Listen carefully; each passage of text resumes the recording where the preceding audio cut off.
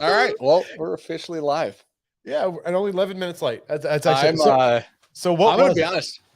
At least 8 of those minutes are my fault, 100%.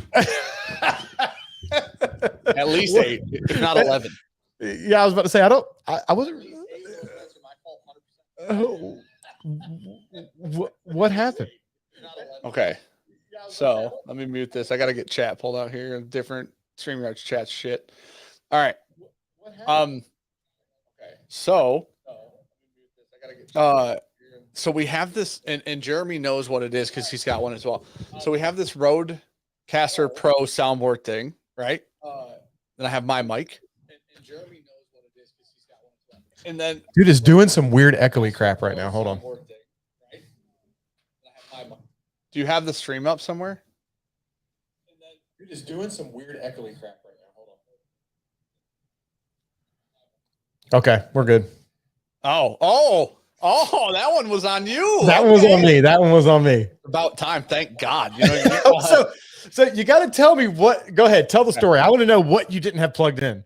Okay, so we get in StreamYard, and StreamYard is a pile of shit compared to Streamlabs, which is what we normally use.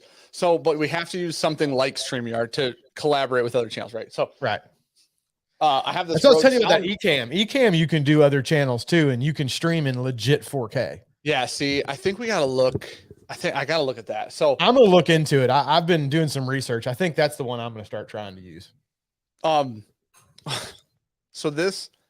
I have my mic, and then we have Sean's mic, right? That sits over by Sean's seat. I thought that I was number 1 on the soundboard, and I'm number 2. And so I actually brought number 2 all the way down, and you were hearing me through Sean's mic across the table. Okay, because that made sense. Because I told you, I'm like, move the mic away, and you went like this, and it sounded no different than when you're like this. And I mean, obviously, you can hear there's a big difference between here. Yeah, that seems like an issue. Yeah. Oh, dude, what a fucking night! Like literally, I'm literally telling Jeremy, I'm like, we don't ever have these types of issues in StreamYard ever. Hot fucking mess. Hot. You know what? I'm just gonna bottle kill this because it's just whatever, man. What up, Chino? How's it going, buddy? So we're here. We're here. We made 14 minutes late, but we're here. Goddammit. We did make it. And now, when we started the stream, were my issues resolved? And was Jeremy trying to figure out how to use a laptop? Yeah, right. But that's not important. Okay. So I forgot that I had pulled up YouTube because I use the chat from YouTube when we're on these things, not just chat and StreamYard. And I forgot that I had pulled the chat up in YouTube. So when you went live, what I was hearing is YouTube, which has like a 2 or 3 second delay. So it was like I was hearing everything twice. It was real fucking trippy. But yeah, we made it. Hey, so I mean, for everybody here, I'm sure knows Jeremy Siers, as they call him. Jeremy Siers, buddy. Thank you. I call him Jeremy Siers. That's just like a pet name. You know what I mean? But that doesn't offend me at all. I appreciate you being on and hanging out. And yeah, man, it's been a little while. We haven't done one of these in what, 6 months, 8 months? It's been a while since I've been on. It's been a long time. Yeah, it's been a minute. It just showed up, dude. It was a year ago. God dang. And it showed up on when I opened chat in YouTube, the recommended was this last one we did together. Wow. That's crazy. So hey, derailing things. Have you ever used cigar scissors? No. I've actually kind of been I've kind of been into cigar scissors lately, man. I'm actually thinking about designing a pair, but so I bought 3 or 4 different types to kind of see which ones I like. So when I design them, I can, pick out the best, but I don't know, man. I'm historically a V cutter guy. I like a Calibri deep V, right? That's my kind of my go-to. Yeah. And then the Calibri normal is my go-to straight cutter. Sure. And I still love a deep V. I mean, that's still a great cut. I use it all the time, but I don't know, man. I've really been digging the precision of scissors lately because you can really kind of scissor me timbers. Yeah, man. You could get in there and you could just barely just nip that cap off. Sure. And I don't know. I didn't know if you'd ever used them. I actually been digging them lately. So I've never used scissors because I think it's too fancy for me. He's I just gotta bite it off. And, dude, I don't have like. Listen, I'm gonna be honest. If you're gonna be a guy who uses scissors to cut a cigar, if you're in public, let's pretend you're in public, right? If you're in public and you're gonna use scissors to cut a cigar, you better look like you. You know what I'm saying? You can't look like me and be in public with scissors. Hold on. First off, fucking back the bus up for a second. There might be some differences. I look older. Okay, dude, it's the beard, it's the mustache. I've got way more facial hair and a lot of it's gray. And but as far as like either one of us, I wouldn't call either one of us classy looking guys.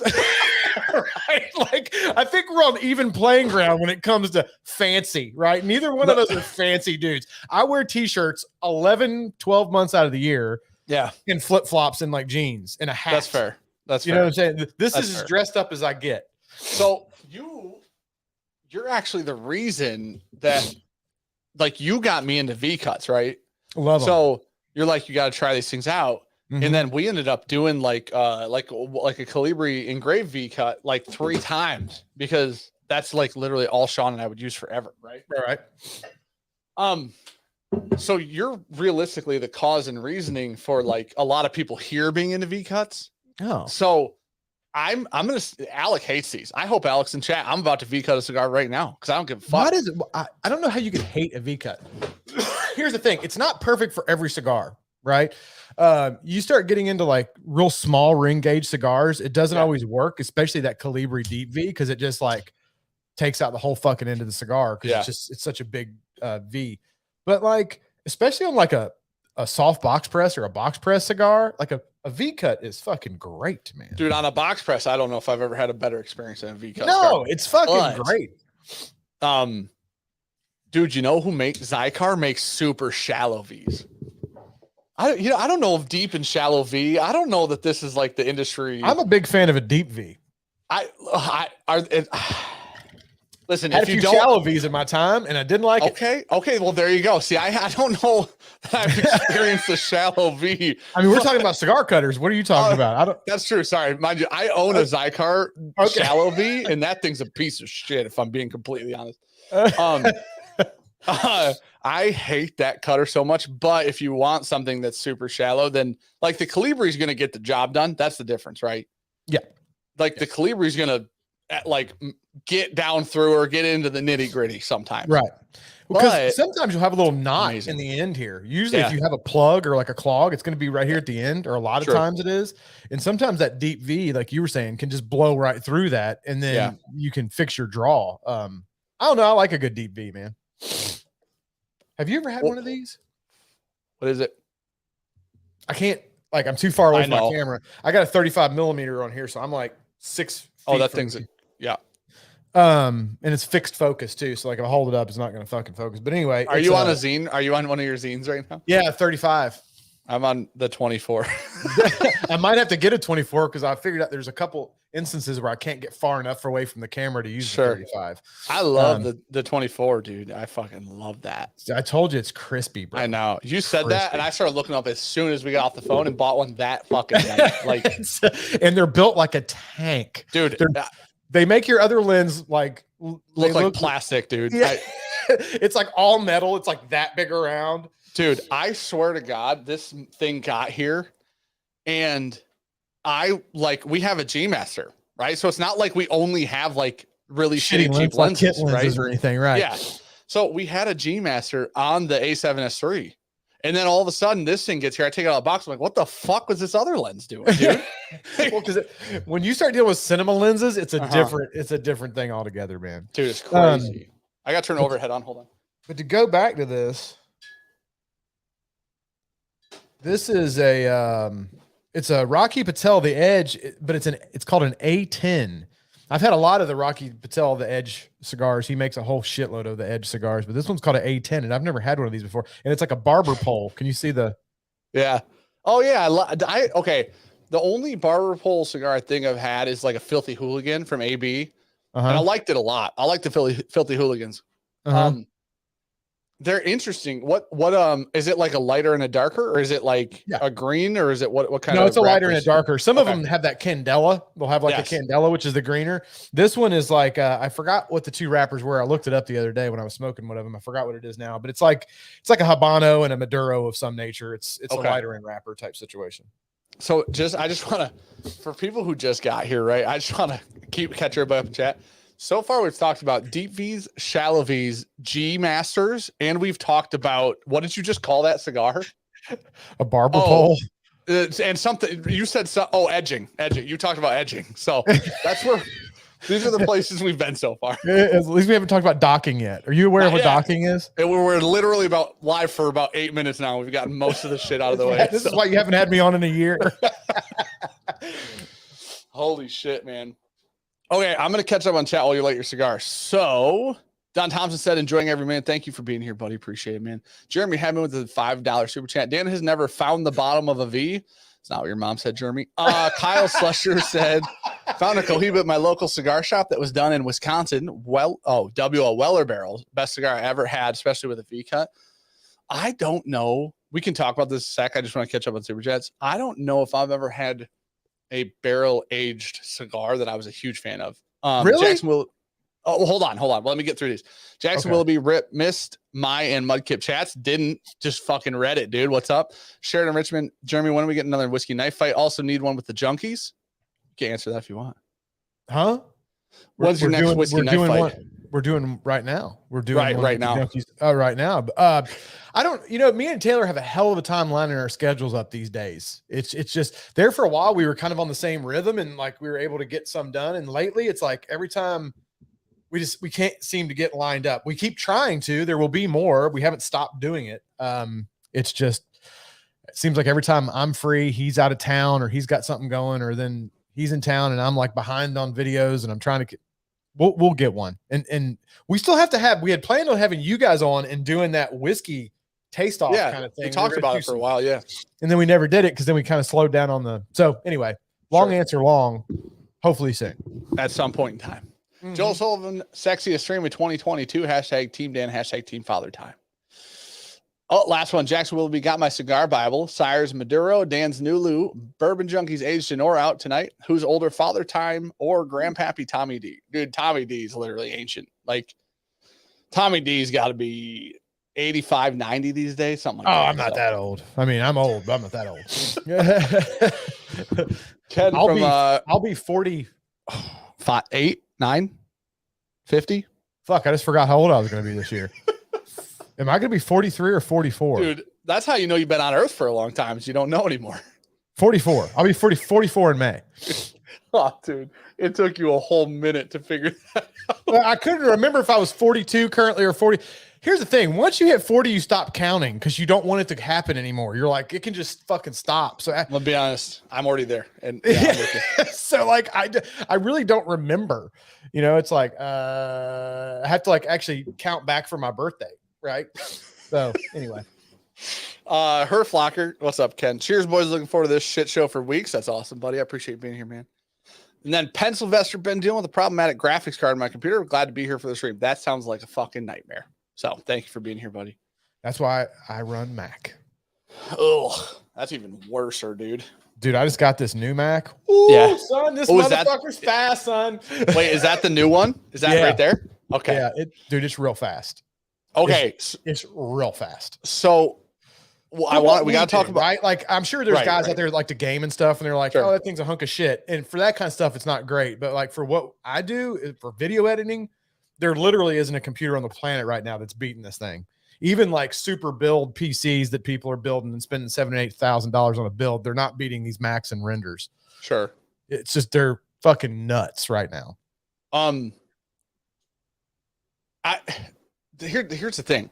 If you purpose build something, it's always going to be the best at that thing, right? Like it's like buying an SUV when you wanted like a track car, right? It's going to go around the track. It's just not going to go around the track the fastest, but it's also going to haul a bunch of shit when you leave the track, right? Yeah. Like if you just buy a race car, maybe you can't even drive it on the road, but dude, on the racetrack, it's fucking awesome. You know what I mean? It's just that's you buy it like you buy purpose built stuff and you get like performance specifically for what you need. But and I mean they weren't the fastest for a long time.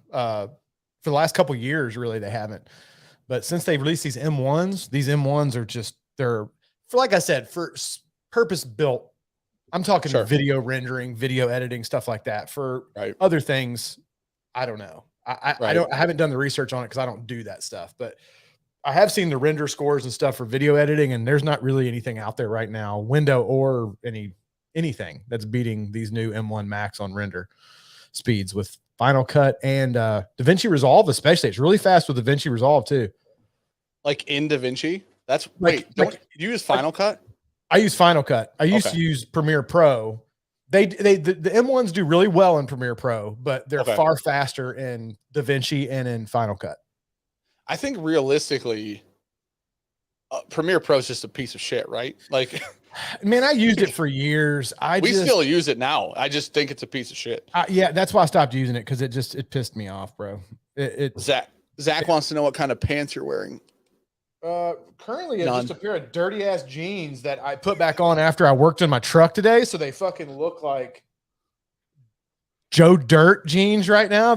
I took a shower and put these back. I will wear the same jeans for a couple weeks. Hey, jeans are once a monther unless there's something oblivious or like obvious on them, right? That's what I'm saying. It grosses my wife out, and we've had this I don't know if we've had this conversation on live before, but I know we've talked about this in public forums before.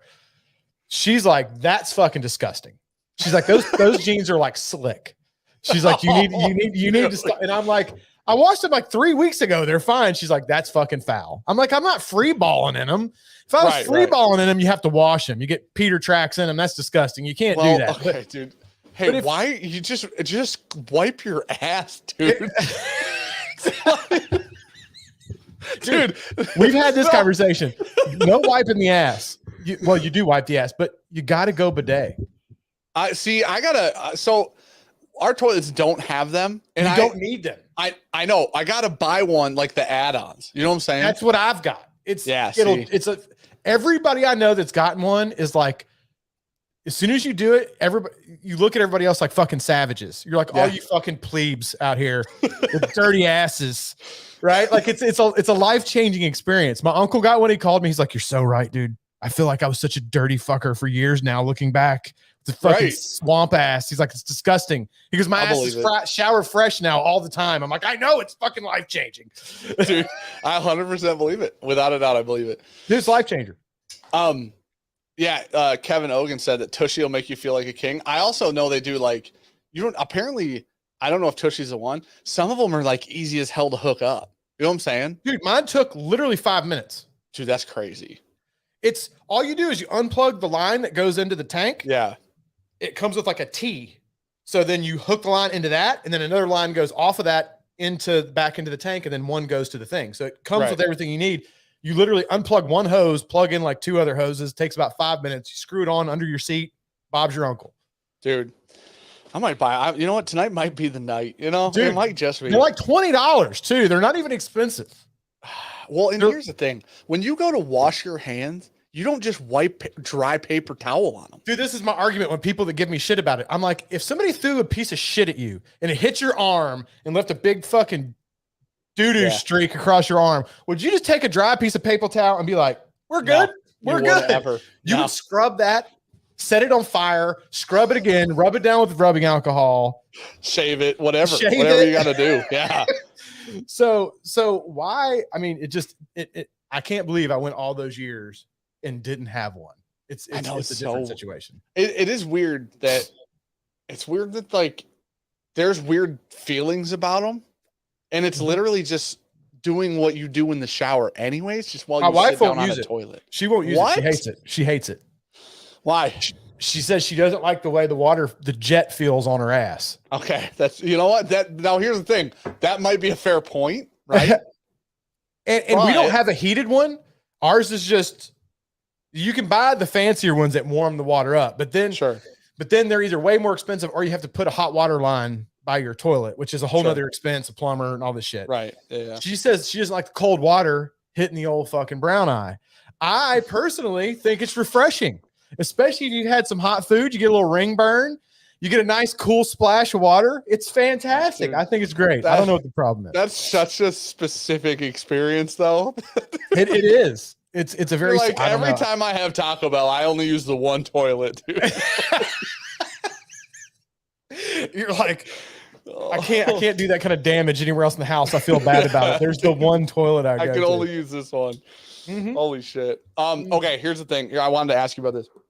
What barrel-aged cigars, because you didn't seem to agree, have you had that are great? You don't like, I guess we should get off like shit talk, I suppose. I don't know. Everybody's still here. Nobody left yet. You know what I mean? Oh, we'll work on it. Don't worry. We'll get there. If you haven't left yet, just stay tuned. We'll offend you at some point. We'll give it a half an hour. Give it a half hour. I'll piss you off. I really like the Camacho rum barrel-aged cigars. Okay, I knew that you have told me about that one before. Yeah, I really like that cigar. I think it's good. Actually, I got a bundle coming out with Cigar Club before too long. A beginner cigar bundle I put together, and it's got that cigar in it. Because my theory with a beginner cigar bundle is a little different than most people. They say, beginner cigar, what's your suggestion? Everybody suggests a whole bunch of fucking Connecticut shade wrapper, mild, super ultra mild cigars. Sure. My theory on that is if somebody's new to cigars, you want them to experience everything cigars have to offer. Give them a spread of things, right? Don't give them a bunch of super mild Connecticut's. Then they're only going to know what that tastes like. And there's so many other flavors out there with cigars, right? Sure. So I put a barrel-aged cigar in there. I put a fucking first stroke of the night. I just had a Dan stroke. I didn't have it. You had it first. I muted myself intentionally and then thought it was something else. So I guess technically I did, but you know, Connecticut broadleaf, the dark super dark. I was thinking broadleaf and Connecticut shade. My brain went completely fucked. There's a Connecticut broadleaf in there. There's a barrel-aged cigar. There is a one Connecticut in there, but it's a Honduran Connecticut or is it a Honduran Connecticut? It's a little bit of a more golden Connecticut than it is like a super light Connecticut shade wrapper. Okay. There's an AB cigar in there. I put a Blind Faith in there because I think that's a great cigar. So we mixed it up. I love the Blind Faith because especially like if whiskey people buy it, the box, right? Because a Blind Faith, and for whiskey drinkers is such a good cigar. Like it goes with so many whiskeys, is crazy, right? Like it's like damn near unlimited down there. Yeah, it's crazy. And so if you throw stuff like that in there, there's actually like flavor in that cigar. But it's not gonna like blow your head off, and you can pair it with a bunch of shit if you're already drinking. And that was kind of my thing when people, I don't know, I just feel like when you hear a lot of, or you watch a lot of YouTube videos, or you hear a lot of people talk, and they're like best beginner cigars. I just don't agree with 95% of the lists I hear out there, the shit that people recommend, because I'm like, that's all super like mild stuff, which I think they should have some mild stuff if you're new, but you should also see what a Connecticut broadleaf tastes like. That's a fantastic wrapper on a cigar. And it's sweet for the most part. It's not usually overwhelmingly strong or anything like that. I'll tell you a cigar I had the other day, and I had never had. It was good as fuck. Now it's I wouldn't probably recommend it to a new person just because it's a little bit more of a strong cigar. Okay. But it's what's that company? Hoya de Nicaragua, right? Isn't that a company? Hoya de. I have no idea. I think it's Joya. Isn't that the company? Hold on. I definitely don't know that one. If AB's in here, he probably knows what I'm talking about. He is. Alex in here. I saw him talking shit earlier. He said tonight's an AB night, and I checked the last two live streams. They both had AB sponsorships on them. So what up, Alec? Yeah, Hoya de Nicaragua. So it's Joya de Nicaragua. You never see it. They look like well, fuck, I can't show it because I'm too far away from my camera. But the cigar was Antonio, Antano, Antano.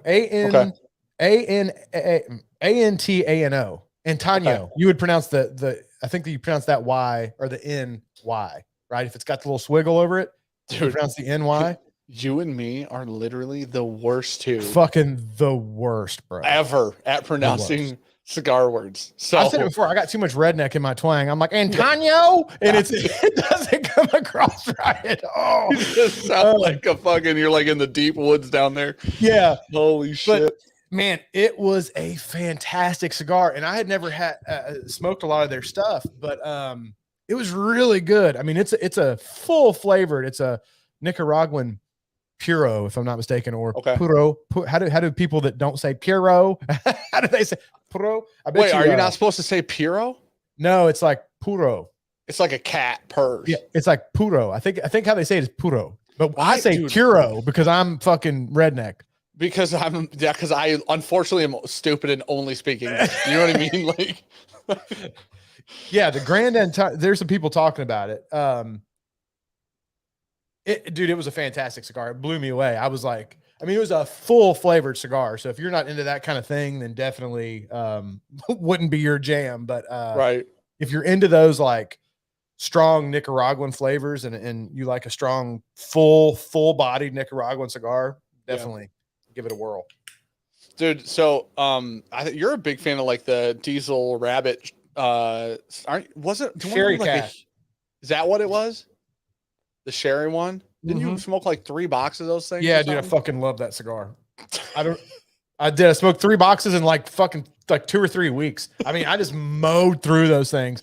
I kept reordering boxes. I kept saying I was going to do a video on it, and I would smoke the whole box, and I'd be out. And I'm like, well, fuck, I can't do that video. I'm out. So I'd order another box, and then it was a vicious cycle. I think I went through at least 60 or 80 of those cigars. At least. I'm trying to think. So I had some Blanton cigars, and those were so kind of like the whiskey. They were so I'd rather drink Blanton's than smoke those cigars. Let's put it that way. Like I say that about Blanton's, and Blanton's is good. I like Blanton's. I just think it's way overhyped. Dude, Blanton's is great at like 55 or 60 bucks available. You know what I mean? It's a good bottle. It's just it's turned into this thing, and I don't. We've talked about this before on here. I think it's probably, I'm sure it's good whiskey, but it's not. You know what cigar? You know what cigar I got in, like one of the first cigars when I got back into cigars this time was my father's La Flor de Salentia Salabra. You know what I mean? Like, no, I don't. I don't know. You just called like 18 different cigars. It's my father's. So okay, so we'll go down. What? Was it La Opulencia? No, it's LA space FLOR. Okay, the bundle cigars, the cheap bundle, the floor, whatever they are. You could buy like a 20 pack for like something. You could buy a 20 pack for like $45. La Flor de shit. Hold on. Okay. Oh, here it is. I found it. La Flor de las Centilas. Oh, I don't know that one. Nailed it. Pretty sure. That is like a darker wrapper. It's not like a Connecticut. It's like kind of in the middle, right? And dude, I got into those and I fell in love with those things. Like they were like $6 a piece, and that was like one of the first cigars when I got back into cigars. I'm like, dude, this is great. Dude, there's a lot of cigars in that like $5 to $8 range that are hitters. Sure, that's fair. Hitters, yeah, hitters. I mean, a lot. And don't get me wrong, there's a lot of more expensive cigars that are great too, but there's a lot. That's kind of to be expected though, right? Like that's right. It's a really welcome surprise when you get something under $10 and it's awesome. And then it's an expectation when it's over like $12 and it's like really good. That's like what you needed from it, right? You pay $15 for cigar and it sucks. You're pissed off. You're like, motherfucker. Dude, you start swearing off the brand and shit. Yeah, I've rarely had a cigar that was over $15 that I just didn't like. I've had some that I was like, probably not worth the 15. I won't buy it again. But I don't know that I've ever had any that at that price range that was like, oh, it's fucking horrible. Yeah, that's fair. Oh, I guess we should bust out some whiskey at some point. I killed a bottle of Woodford Brandy Cask Finish from the Masters collection from a few years ago. When we started, because have you ever had that one? Dude, the Brandy Cask Woodford, I think I went through 3 or 4 bottles of it now. That was my last one. I just killed it. When did they come out? Dude, it's in the old bottle. Like it's in like the genie bottle. Oh, so yeah, no. I don't know if I've ever bought any of those. I know I've tried some. Yeah, but I've I've had several versions of the what's the one that comes out the same time as those, like but it's in the Batch same proof? bottle. The batch proof. Yeah. I've had several different versions of that. I don't know if I've ever bought any of the weird, funky ones because, man, it's like hit or miss. Some of them are fucking hot trash. Dude, the last like 3 have been really. Hey, listen, I'm a Woodford fanboy. I'm a Brown Foreman guy. I love Woodford. I love Woodford, but man, that chocolate malted whatever tasted like dick. Dude, I mean, it was bad. That's one of the worst whiskeys I've had in 2 years. Except the new one is the 5 mash malted stout, something like that. I've never Dude, had that. it's literally it's worse. It's literally worse, and it's $130. Yeah, see, and that's why I'll buy the batch proof sometimes when I see them because there's been a few of those that have been pretty good, and I've never had one of those that was just bad. Right. But those special like experimental shits, man, sometimes they're bad. I mean, they're not like just not good. They're bad. They're like fucking gross. Our buddy from like the community, his name's Nick, and he had a bottle of that 5 malt stouted mash or whatever it's called. And he sent us like a 4-ounce thing of it. And he was like, dude, we did it on live stream. I'm like, you don't have to send us that much. And then we drank it and we're like, oh fuck, dude, you could have sent us like a half an ounce. And he responded, like, I'm actually mad at you for sending me this hot fucking trash. I have to throw it in the garbage, right? And he was like, he goes, no man, I don't want it either. That's why I sent that much. So it's like, oh dude, it's so bad. But the brandy cask finish is fucking awesome. It's like it's 90 proof, right? So it's like it's not the craziest whiskey. It's not the most flavorful thing I've ever had, but it's just really, really good. Have you had this stuff? Saffel? Yeah. That shit's awesome. I had a little pull off of it the other day, and it seemed like it was real good. I didn't have a big pour of it, so that's why I'm taking. It's like really good turkey. It's really good wild turkey. All right, hold on. There's some super chats. Is there some red fruitiness in there? I don't know if I have an open one. I have one in my bunker because I don't know if they're still making it or not. I just got this. Yeah, so there's still some that because it's $50 for a 375. Yeah, it kind of like sat a little bit, right? Like fucking hurt my feelings a little bit is what it did when I was having to pay that kind of money for a fucking 375. Don't buy the Bond and Lillard then, because that'll really piss you off because it's not anywhere near as good as the Saffel, and it's the same company, and it's $50. I think I paid 50 for that, or I think I paid. Yeah, I think I paid 50 for it. Let me catch up on a couple. There's some runts in there, red runts. I'm telling you, which is weird because I don't normally get that off turkey product. Red runts, dude. There's not red runts in Saffel. Okay, I'm smelling red runts, and I'm smelling like fruitcake and cinnamon. Oh, just see the cinnamon's turkey-esque, right? Like, yeah, the cinnamon I would expect. I'm getting like some bacon spice cinnamon, some like fruitcakey bread type shit, and then there's some red runts in there, man, which I normally don't get off turkey. Maybe my stiffer's fucked up tonight. Okay, hold on. Nicholas Leptic, hey Dan, Copper Fiddle package coming in soon. Thank you, buddy. I appreciate it, man. I'm looking forward to it. Rusty with a super chat. Sean's mustache is filled in nicely since last week. So baked apples. That might be what I'm smelling. I'm sorry. I totally fuking derailed this. Somebody just said baked apples. That fucking squirrel moment right there. That was. I'm sorry. I'll stop. So no, you're good. So Sean lost a thing we were doing and has to grow a mustache for a month. But Sean and I both. Oh, dude, well, hold on. We can't grow facial hair. I heard I'm gonna have to start calling you Dr. Evil pretty soon. Okay, bro. Who told you that? I don't know. I just heard it through the grapevine. So full of shit. That's crazy. Listen, I have to shave my head because we did a charity fundraiser, and I said if we get to a certain number, I'll shave my head. And then now here's the thing: I'm using a one guard. Okay, so there's some dude. Oh, dude, I'm not coming out of a hat for at least 2 months. I'm not looking like powder from that fucking.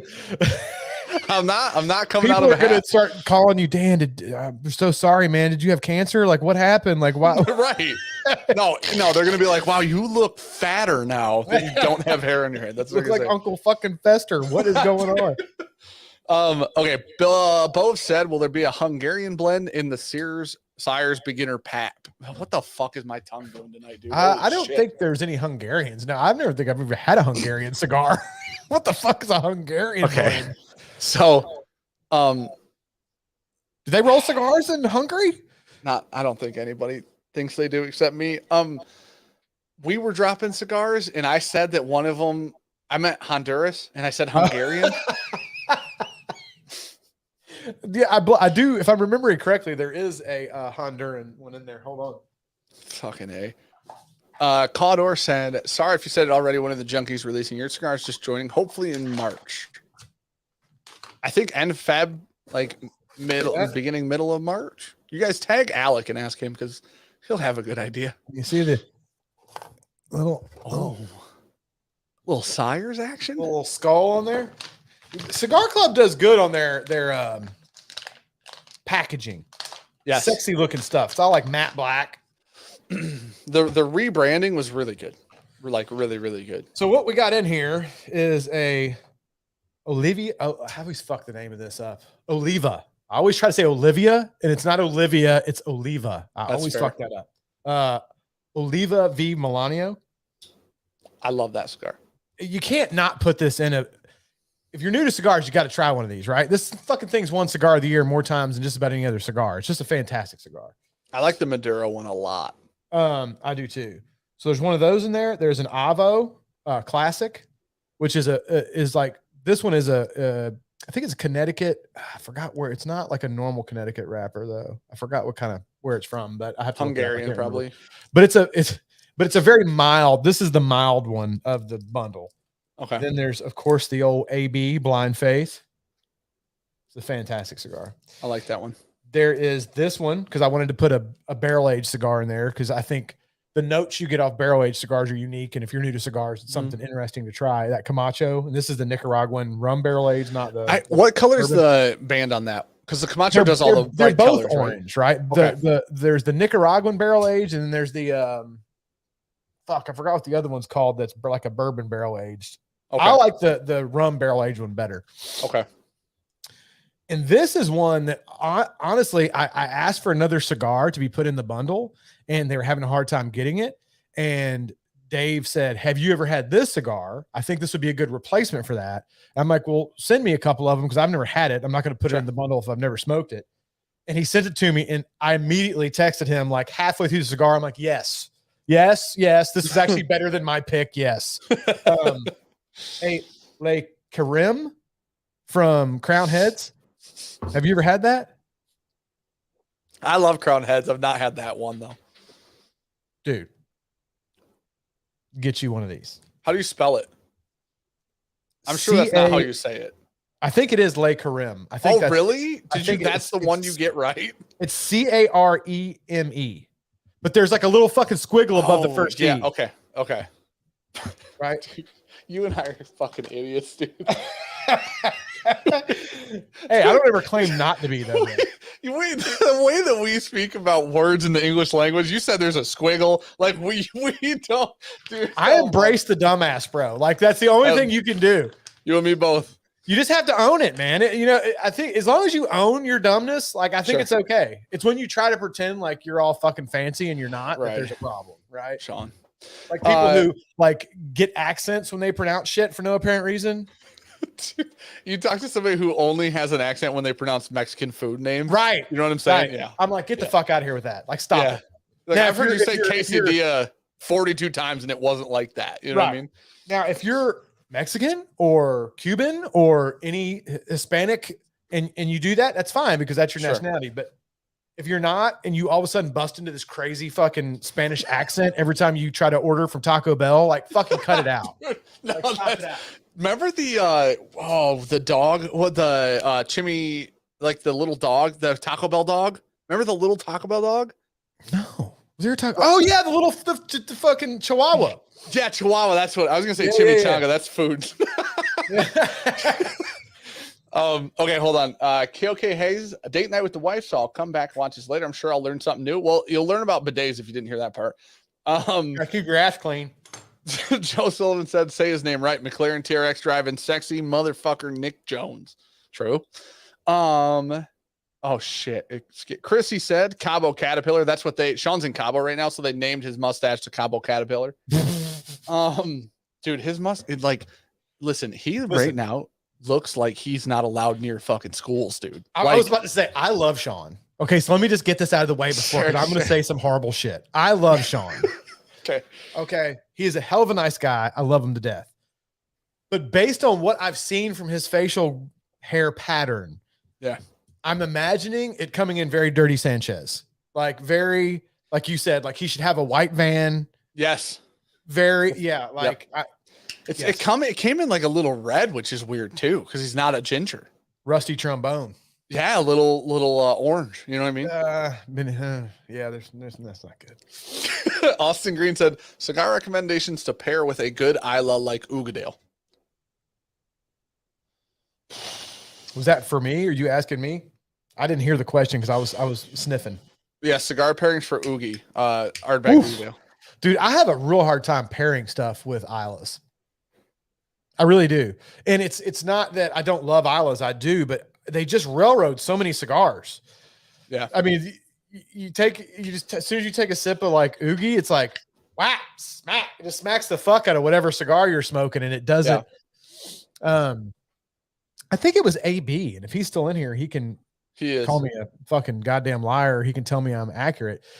I always tried to butt up against Islas with strong cigars because I thought that's such a strong, smoky flavor. Right. Let me come up against it with something strong and smoky. And I think AB was the one telling me, he's like, man, I actually like smoking them with lighter cigars. And you're not going to beat it. So don't even try to compete with it. Just kind of smoke something mild that might slightly accent it rather than trying to compete with it. He definitely said that. I think we were on a stream together, at some point we must have all been on a stream when he said that. I've heard him say the same thing. I thought so. He has said that, right? He definitely has said something very similar to that, if not that exact same thing. Paraphrasing, of course. I'm sure he was a lot more eloquent with it, but but yeah, that, or you can just go like, if you just want like ultimate, like you just ate your fucking a bag of Kingsford briquettes, go with like a Kentucky fire cured, Drew Estate Kentucky fire cured, and smoke that with some Oogie and just blow your palate completely out. Absolutely wreck your shit for the next. Just wreck your shit. You will taste tar and smoke for 3 days, no matter how many times you brush your teeth. I'm trying to think, because I love Ugadale. I love Oogie. It's one of my favorite Ardbeg. It's so good. As an Isla fan, I'm a big fan of Ardbeg specifically in that category. You know, a lot of people prefer Lafroig. No, that's wrong. I actually am. I'm full on team Ardbeg in that argument. I like Ardbeg more than Lafroig. Not that Lafroig, I mean, it's fine. I just like Ardbeg better. So for me with Lafroig, I get ashy. Leather. I get ashiness off Lagavulin, and then I get leather off Lafroig, and then Ardbeg is like a sweeter, right? And I like that. Sweeter, and some of them are a little meaty, like a little savory. Dude, the savory and the meatiness when you go into Octomore gets like heightened and it's fucking incredible. You know dude, it's like candied bacon. Yes, dude. I've had Octomores that tasted like candied bacon. Dude, have you ever had an Octomore that tastes like a buried pig at a Hawaiian barbecue? Dude. Yeah. You're gonna make me bust out some Octomore, you motherfucker. See what I'm gonna drink this first though. I'm gonna warm up with the Saffel. So when will the Siers pack be available? Asked Tennessee Jed. They're just verifying some stuff now, stock levels and stuff, and then I got to do a video. I think we're gonna try to drop it early next month. Okay. I think is what we're gonna drop it. Just keep an eye on Instagram and all that shit. I always like announce it on Instagram, and I'll probably do a video. I'll get a couple packs to you and Sean. Kyle Slusher said, "What's a good cigar pairing with Whistle Pig 18?" Fucking Newport, because Whistle Pig 18's fucking hot garbage. So you might as well just go get a fucking White Owl from the drugstore, like a grape White Owl. That's what you should get. A peach White Owl. You did not just say a fucking Newport. Goddamn. $500 bottle of whiskey, a pack of Newports to go, please. Can I get the Newport shorts, please? Fucking get, dude. Fucking. So you know my feelings about. I know your feelings on Whistle Pig. Whistle Pig 18.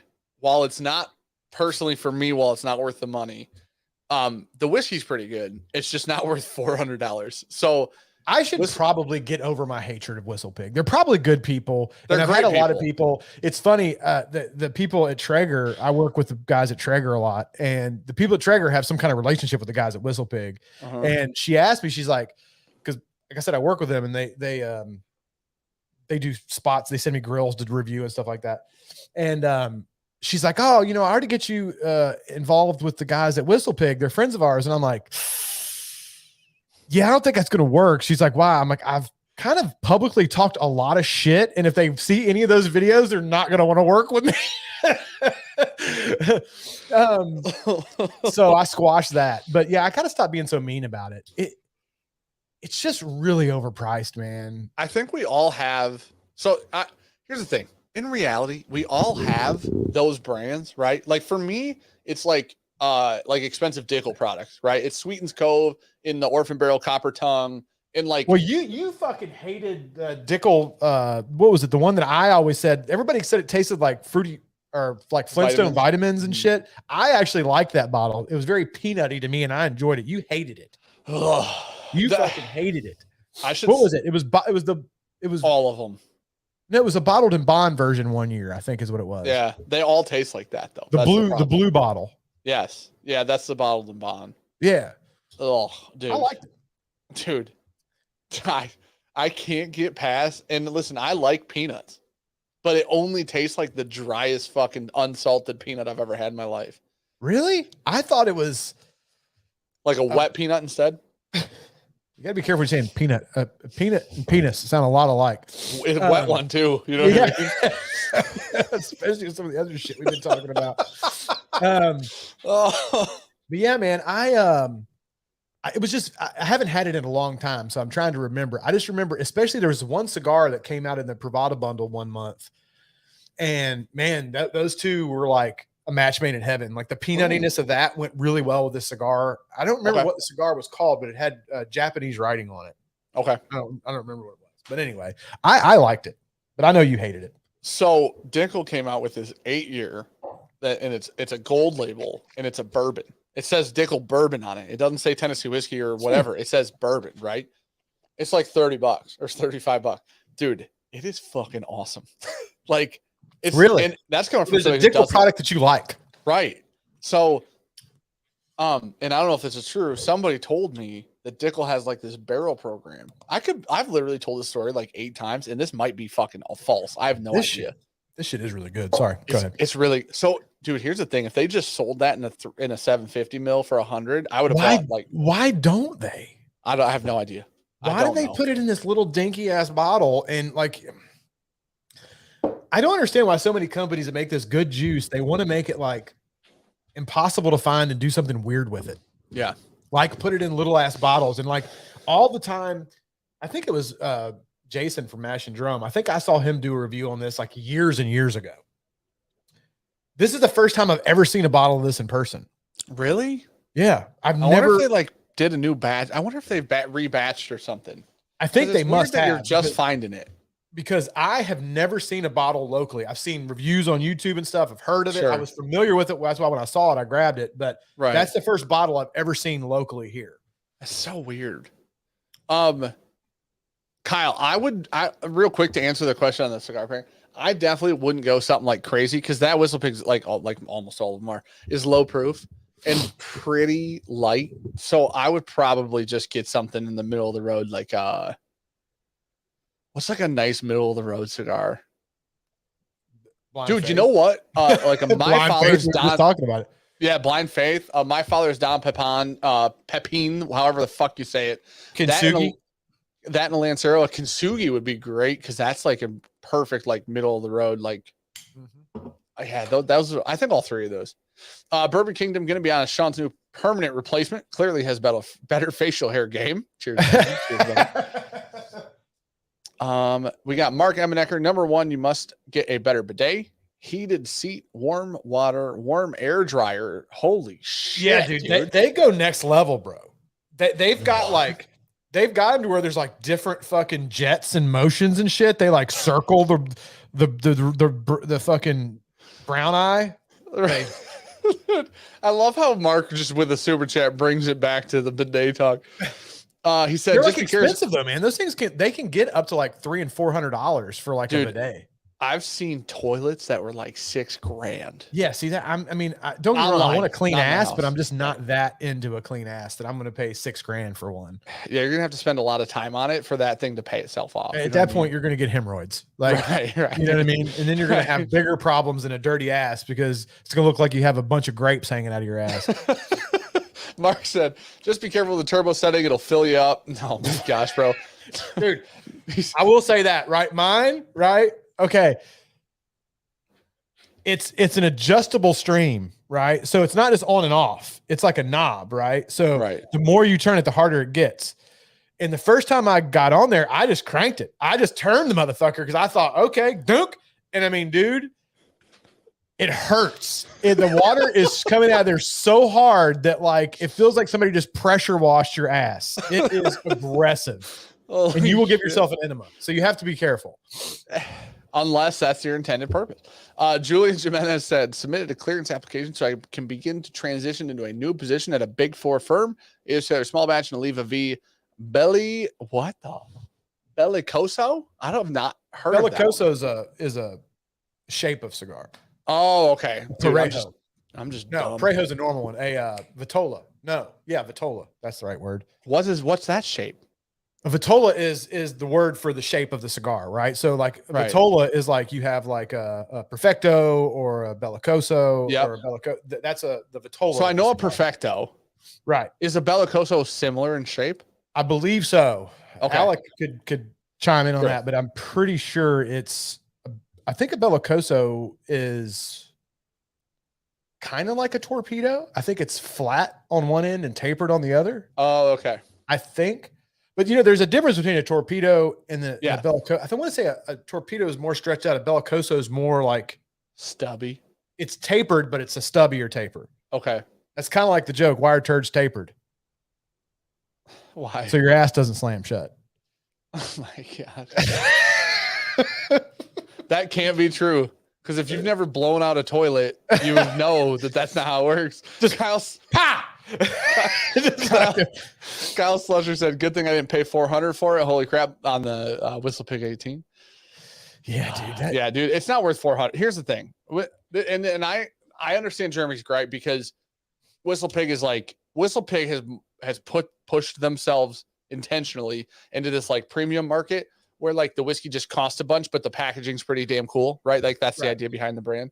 I don't think most Whistle Pig monies for me are worth their price tag when you can get other stuff. If from a value perspective, I don't think Whistle Pig's it personally. Alex then said, I'm done correcting you guys. Good luck.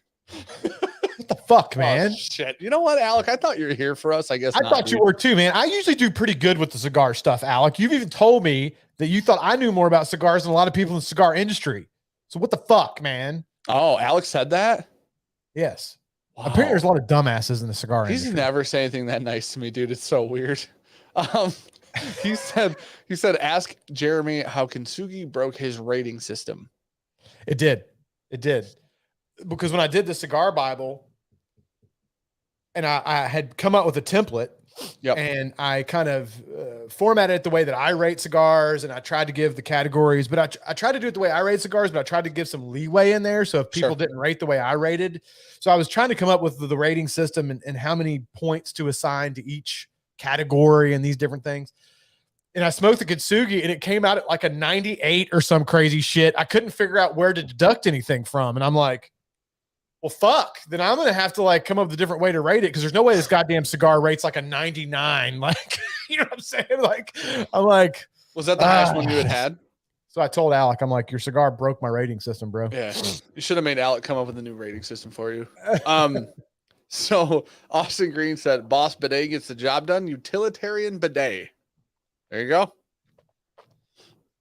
That's what I have.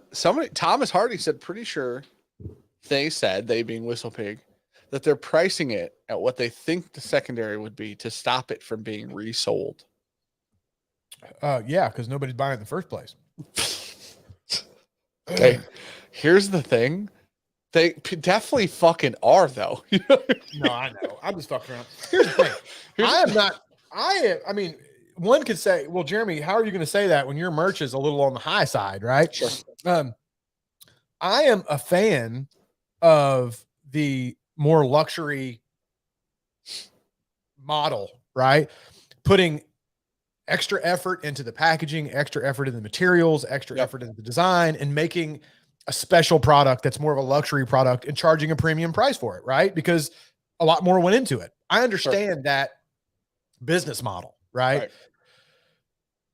But especially with their 10-year, that the bottle's not that special. The whiskey's borderline not great. And it's like $80 or $90 a bottle in a lot of stores. And I'm like, if you're going to charge a premium price tag and have a luxury brand, then you got to bring the fucking heat. You know what I mean? You got to have good ass juice, fancy bottle. You got to bring all the shit. And when you put a bottle that's average and a whiskey that's average, but then charge a premium price for it and call it luxury, then that's what pisses me off. It's like, I got no problem with paying a shit ton for whiskey if it's worth it. Sure. You know? So that's just always been my gripe. But I'll get off my fucking soapbox. No, I get it. Like I said, I from a value perspective, I don't think it's great. I do agree with you on the front of, if you have a premium brand, bring a premium product, right? Like that makes sense. It does. If you're going to charge a premium price, you better bring the fucking heat. Sure. I agree. You know, this would be interesting, and everybody's probably sick of hearing me fucking talk about it. Have you had Blue Run? Dude, I love that shit. People, Let's fucking go, dude. I had some people throw some shade at me, bro, because I was I was singing the praises of Blue Run, and they're like, "Oh, fucking bullshit! You fucking shill, fucking blah." That's the favorite thing on people on the internet to do is call you a shill, shill, fucking. And I'm like, dude, it's some of the best bourbon I've had lately. Like, I'm not saying it's the best I've ever had, but some of the best I've had lately. It's delicious. Have the 14, right? The 14. I have the. There's his jeans, guys. Yeah. 14. Okay. Oh, dude, that makes me so happy. So, dude, there's 113 proof. There's so much hate for that fucking bottle.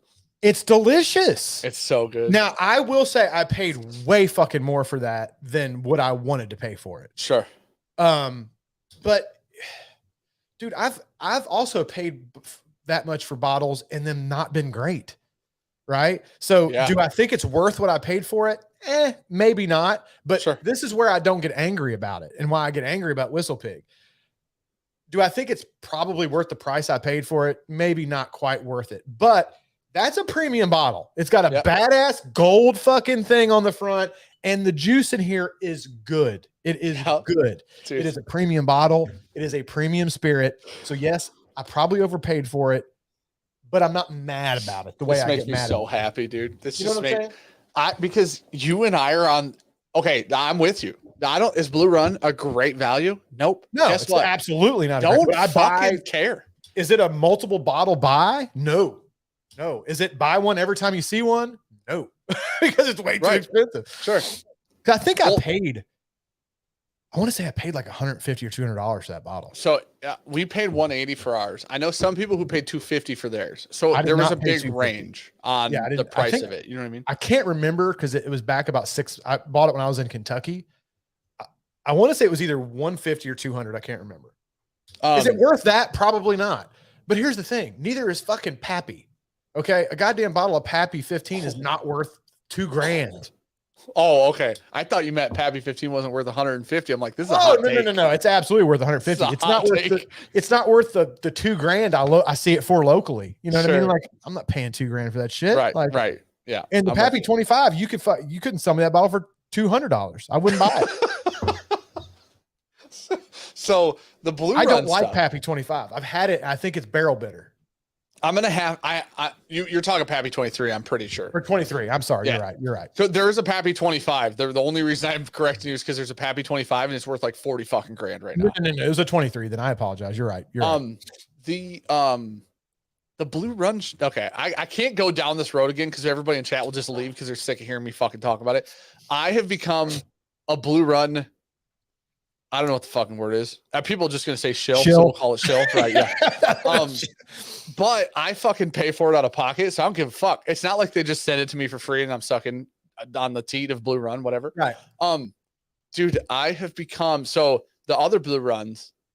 They came out with a younger whiskey that's 4 years old that Jim Rutledge distilled at Castle and Key for them, because Jim Rutledge is their guy, right? So fanboy is probably a good word. Yeah, fanboy is probably the correct. Fanboy is definitely the right word. But they've been dropping these younger whiskeys because that one's obviously 14. Are they as expensive? They're expensive for 4-year-old whiskey. They're like $100. So yeah, for 4-year-old whiskey, that's expensive. That's right? expensive for 4-year-old whiskey. And I'm gonna be honest, I don't know that any fucking 4-year-old whiskey on the planet is worth $100. I really don't. I do know that I'm willing to pay $100 for their 4-year distillate to see what happens at like 6 to 8. You know what I'm saying? Yeah, so, I would. I'd do it. I mean, I paid $200 for a 14. Right. I'm going to be completely honest. I might have 2 of those 14s. I have no fuck. You know, it's just one of those things, man. I don't fucking know. I love that shit, but I think it's really good. Matter of fact, I'm probably gonna have a pour of it after this. Now that you said that, just because now you got me. I was gonna go Oogie, or I was gonna go Octomore, but now I think I'm gonna go Blue Run, just because that is a fucking tasty bottle, and I haven't had a pour of it in a while. It's good. Mark Nichols is gonna get a pour of this while we're around here tonight. The dudes at Sagamore sent me this, and I haven't had it. Oh, what? Oh, I haven't had it. Should I do this? Blue Run. Let's go. We're going to fucking Sagamore next, dude. Dude, that guy is so nice, by the way. Brian? Yeah. Super Brian nice guy. One of the best dudes in the fucking world. Yeah, super nice guy. Like so not only super nice guy, like 100%. We talk about our people. You and I say that word a lot. Our people, right? Brian is our people. Like, fucking dude. Goddamn ice cubes came out of that motherfucker. I wasn't expecting that. What, dude? Oh, you live in Florida. I'm like, who the fuck puts ice in their water, dude? Not me, dude. If you had one of these Yetis with the fucking bottle top on it, the hell is that? This changed my life. I really enjoy this. I've never even seen anything like that. It's a Yeti, but instead of being like the normal Yeti tumbler, it's actually got like they call it like a chug top, because it's like a bottle cap and you can slug her back. Oh, I like it because then it closes off completely and you don't get like shit falling in your drink. And was that like $800? Talk about premium brand. Yeti is like the most premium. $40? Yeah, that's not bad. Dude, Yeti's shit is so expensive. Yeti's like one of those brands where it's like, you want a fucking $800 cooler? We got one. You know what I mean? I got one. I know you do. We got Matthew It was Myers. a birthday present, though. I didn't pay for it. Okay, that's fair. Dan, that doesn't, Matthew Myers here. That's not a sentence. I refuse to read it. Okay. Joe Sullivan said Sagamore is the rye version of your Blue Run love and absolutely deserves it. The 8-year and bottled and bond are 10x any whistle pig and competitively priced. Completely agree with that statement. Herflocker pairing some Starlight Finisher, which is our Starlight finished in cognac barrel pick, with a Jeremy Siers Habano right now celebrating and breaking 800 sub-state. Habano, dude. Let's go. That Habano's a fucking fire cigar, man. I like that Habano a lot. I like it with coffee personally, but hey, each their own. Yeah, Blue Run did just poach somebody from Wild Turkey. Yes. There's something I was going to ask you. I don't remember what it was. It was something I was thinking about when I was pouring this Sagamore, and I can't remember what it was. It smells dude. Nice. I'm a big fan of a double oaked product. So that Sagamore double oak is a double oak rye, which is a little different, right? It's like obviously like 1910 bourbon, Woodford double oak bourbon, like all, feels like bourbon. Elijah Craig toasted, right? Whatever. What's the mash bill? Is this like a low rye or is it a high rye? It's MGP, and it's like 95. I'm pretty sure it's all 95.5. So it's a high rye. So it's no corn, high rye. Yeah. But smells like it. But dude, it comes across so damn sweet because of that. So when we were out there talking to him, he said that they finish it in the second barrel for 18 months. Oh wow, I don't think most other folks would do that long. No. Right. Most times the second barrel is like what, 5, 6 months, something like that. Yeah, sometimes 3. You know, like generally, I don't know a lot of people doing it more than a year. You know what I'm saying? I don't know if this is just me, but does anybody else? I'm curious to hear what you think, Dan, and or people in the chat. I get this a lot on ryes, a lot. Juicy fruit gum. On a lot of ryes, I get juicy fruit gum. I don't know why, but that's something that hits me a lot with ryes. On 95.5 or just like ryes in general? just ryes in general. I get it on. I used to joke around and call it rendivorous rye, but it's actually rendezvous rye. Yeah. I get it on Pikesville a lot. Okay. That's interesting because Pikesville's so High West. Pikesville's a low rye. Pikesville's barely a rye.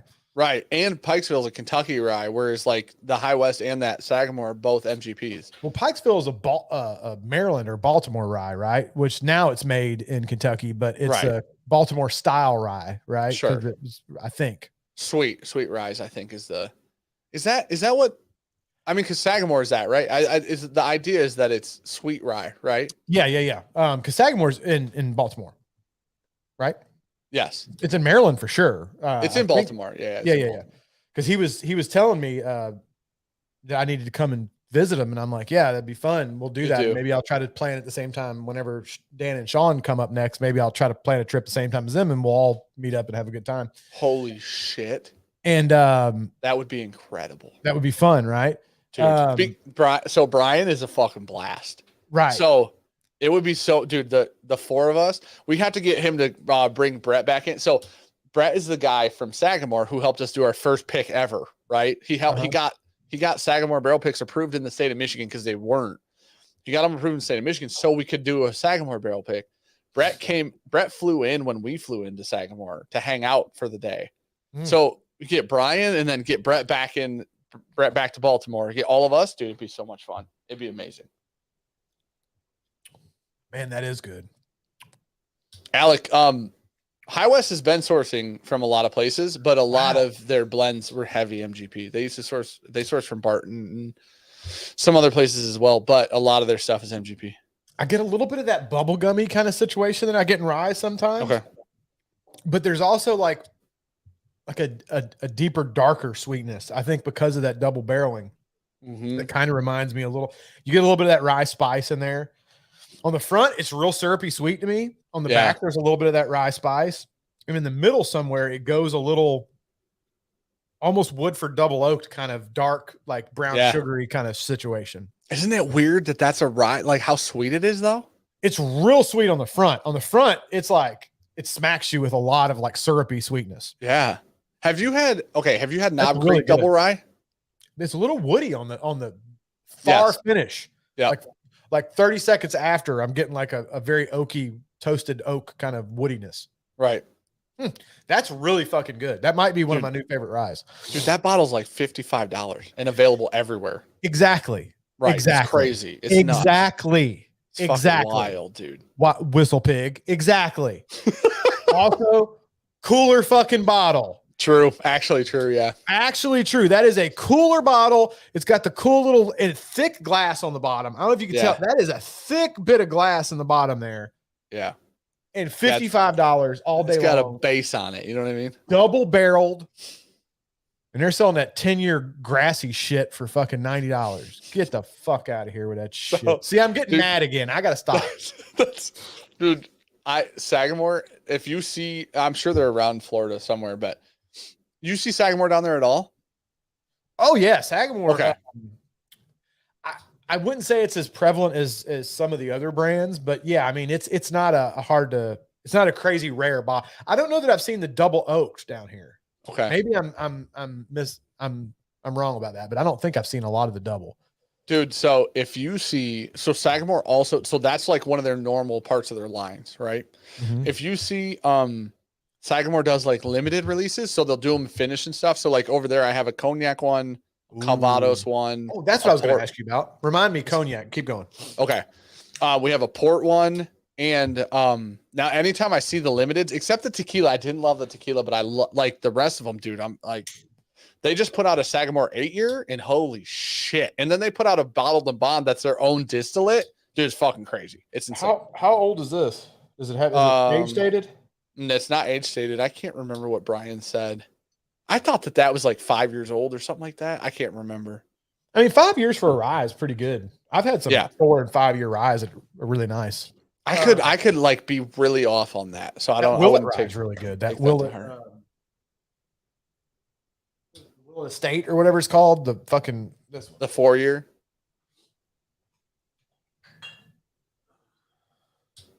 Yeah.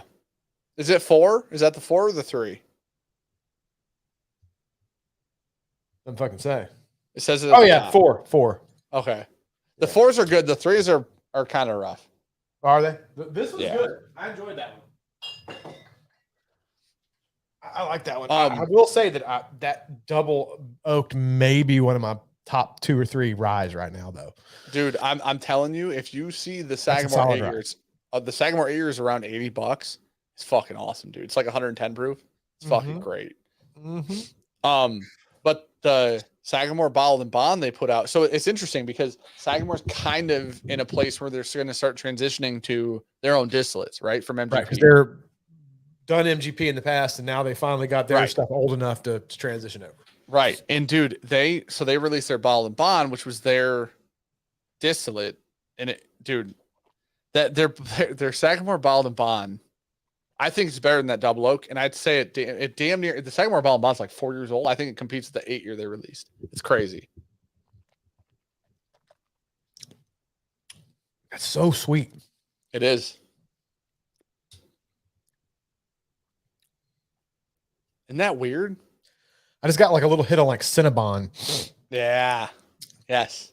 Like a Cinnabon cinnamon roll. It was like cinnamony sweet. It. Yeah, dude. That double rye, I think I killed 3 bottles of that double rye or double oak last year. So there's almost a creaminess in there. I know that's weird to say with a whiskey that there's creaminess, but like, you know how that like cream cheese icing they put on Cinnabons?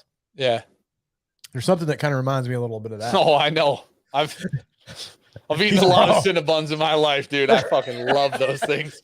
What I was going to ask you about cognac is, have you ever tap danced down the road of drinking cognacs? Yes. I think I haven't. Was just Brian, when I went down to see him, went down to Pravada, he poured me a cognac, one of his favorites, while we were smoking it with one of those cigars that I put together with him. And it's actually pretty damn, I understand why a lot of people like it with cigars. It's real good with cigars. So that's interesting. I never had it. So I've had cognacs, like probably 3 or 4 different ones, but I've never had it with cigar. They're good with the cigar, man. And historically, it's one of those spirits that a lot of people enjoy with cigars. Sure. That's interesting. You see the guys dipping the fucking the tip or whatever. In those, yeah. Because what do they put cognac in? They put them in those like, it's different glasses that cognac traditionally stir. It's called like a sniffer. Is that what it's called? A sniffer? Snifter or something? Snifter. I think it's got tea in it. Yeah, I haven't historically been a big cognac guy, but once Brian gave me that, I was like, I might have to become a little bit more of a cognac guy. I'm actually pretty good. Oh yeah. Okay, here's one. Okay, so Chris Hart down in Texas, he sent us this. You'll never be able to hold on just a second. So he sent us this one. It's not going to focus. It's a Gregarious Grump Spirits. It's a 30-year cast strength cognac. Oh wow! How's that? I didn't. So this is the oldest cognac I've had. Yeah. This is not, my expectations were not. It's like Scotch-esque. Like, well, you know, cognac's made with grapes. Yeah. Right. So it's like smoky though. Like that's the weird part. Smoky. I've never a little bit. I've only had like one cognac in my life that I can remember. But I don't think they're generally smoky, are they? Are they generally smoky? I guess smoky. It's weird. A little smoky. A little. It's weird, dude. It's very weird. It's fantastic. Man, the cigar thing's interesting. I'll try it tonight with a cigar because I've never ever had cognac with a cigar. Why aren't you smoking a cigar, by the way? I am, dude. I'm like halfway through this one. Oh, okay. Hey, this is what I think I was going to ask you. I just saw a Joseph Magnus the other day. Yeah. And it didn't have any special designation. It wasn't the cigar blend. It wasn't the silver label. Yeah. Yeah. But it says it's finished in cognac. Yeah. And Armagnac or something. I think it's something like that. Yeah. And isn't that the same as the cigar blend? It's so much worse, dude. Is it? Well, because it's a lower proof. It's a lower it proof. is. I think it's like 100 proof or 110. I can't remember what it was. I think it's either 100 on the dot or like 98 or it's lower, significantly lower. So it's not anything like the cigar blend. No, it doesn't taste anything like it either. We have a bottle of it here that I've had for like 2 years. I won't drink it. I'm gonna be honest. I was gonna snatch a bottle of it because I was like, hold on, this is finished in the same barrels as the cigar blend that I've got, just at a lower proof. It was like $100 or something like that. Yeah, it was like 80 or 90 bucks. And I'm like, for 80 or 90 bucks, I'm gonna grab this up. And then I didn't because I was like, you know what, man? Like, I've already got the cigar blend and I haven't heard anybody talking about this one. I was like, I gotta remember to ask Dan next time we're talking, like what the skinny is on that. So there was also like 4 bottles of it on the shelf, and that's usually not a good. It's easier to find. It's like intentionally. It's like way bigger batches. It's way easier to find. It's always up here. Some people love it, man. I get like a really harsh. Sean calls it burnt popcorn. It smells like burnt popcorn to us. Yeah. I agree with Sean on that. That doesn't sound like anything I would want. I would not be interested in burnt popcorn. Weird, man, because it almost tastes to me like it's like over finished for me. Yeah. And the cigar blends don't ever taste over finished ever. No. The cigar blend's one of my favorite bottles, man. People ask me what whiskey do I recommend with a cigar? That's usually one of my go-tos, man, because it's just that's one of those blends that is just I've almost never smoked it with any cigar that it wasn't delicious with. I'm with you 100%. The cigar blend is like one of the fucking greats. Like if I ever see a cigar blend, like it's good with cigars, bro. They nailed it. And I think that's right because like we were just talking about, like historically speaking, a lot cognac is like a big cigar thing, right? So it makes sense that a whiskey finished in cognac barrels would be good with cigars. I gotta try this. I poured this Scotch malt I forgot. Yes, Jeremy does like Wild Turkey 101. I think most people do, right? Enough for like what it is. Like that's the thing, right? Like, I mean, bang for the buck. I think it's one of the better bottles out there, man. It's if you like Turkey's profile, you get a 750 for like 16, 17 bucks, I think. Oh shit. It's like $30 here. Oh no, I don't pay that much for it here. It's under 20 bucks for a 750. And at that price, I mean, come on, dude. Like, okay, I gotta try the cognac with this. So have you heard of Hoot and Young, the brand? No. Okay, so Hoot and Young makes whiskey. Well, they're an NDP, so they don't distill, but they like source and bottle, right? Right. So nice looking bottle, dude. So this is the Hoot and Young. You can't see it because of the light, but it's a Hoot and Young 15-year barrel proof. It's an American whiskey. I think it's just like light whiskey, basically. And it's fucking awesome. It's really good. It's like $120 or so. They sent this like full train. We opened this last live stream, but so they sent this to us just to try it. And they do cigars and whiskey. Like on their website, you can go look at like the fact that they do both, right? Right. This 15-year light whiskey is fantastic. The cigars got here after the whiskey, so that's what I was smoking tonight just to try it. Is a Hoot and Young Gothic Serpent. How is it? Cigar. Huh? How is it? Dude, the cigar, I'm gonna be honest, the whiskey's great. I don't know if it's MGP light whiskey or what it is. It's not super transparent, but it's pretty damn good. I'd need to pair them at some point and see if they go together. Because realistically, dude, if you're selling whiskey and cigars, they gotta go together, right? Yeah, like it's not even an option. You can't sell a whiskey and a cigar that doesn't fucking pair. But this cigar is pretty fucking good, honestly. Like I like the name Hoot and Young. Hoot and Young it's a veteran-owned company. It was started by some veterans. I like it even better. Yeah, and there's actually the story behind it is really fucking cool. It's about their time in the military and shit. It's actually really fucking cool. Tell them to make sure they don't like donate any money to like a campaign that people don't agree with or anything. Jesus Christ. Right. Fucking Did you hear about that? You remember that whole Black Rifle thing that went around? Yeah, but everybody likes to hate Black Rifle for fun. So I don't. Fuck, man. I've never seen people get so bent. I actually mentioned it in my last video that I did. I was like, look, man, this is how I feel about that. Sure. They're veterans. They serve their country. Sure. They make good coffee. Yeah, I agree with that. I really don't need to know anything else. Well, and here's the thing. I don't care what their political affiliations are. Exactly, I don't care if they're Second Amendment or not Second Amendment. I don't. I mean, I'm pro Second Amendment, but that doesn't mean I can't like coffee from somebody that isn't pro Second. Now, look, I do believe they are pro Second Amendment. For God's sake, their fucking company's called Black Rifle Coffee. For God's sake, But I don't need my coffee to serious money that they're pro Second Amendment, right? But I don't need my coffee to be a political statement, right? Like it's just coffee, people. Like calm down. This is the argument gets caught up in. Here's what they believe over here. We'll call it left field, right? Yeah. What the fuck I want from them is my coffee, right?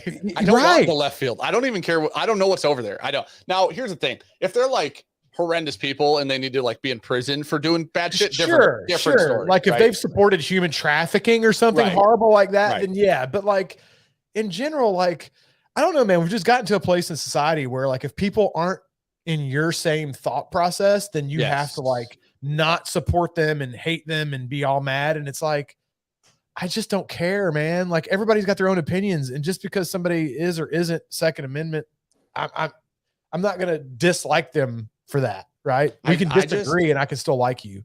I don't. So dude, you know what I heard this fucking word the other day. I'm probably stupid for hearing it this long ago or whatever. It's like centrist. You could be a centrist left instead of left and right. It's centrist. Mm-hmm. I never heard this fucking word before. I don't know if it's real. I don't know if somebody made it up. No fucking idea. I've never heard of that. So, but the idea is just like, it's just not an extreme left or right, I guess. It's my understanding of it. So anyways, it's one of these things where you and I are very similar on the same page of like, I have friends that don't agree with me on any, like certain politics. I have friends who do agree with me on certain politics, and I get along with both of those fucking friends. That's fine. Like, I don't have to agree with you on politics. Dude, it's as long as you're a normal fucking person, right? You can have normal conversations. Nobody's mad, right? Like everybody's cool.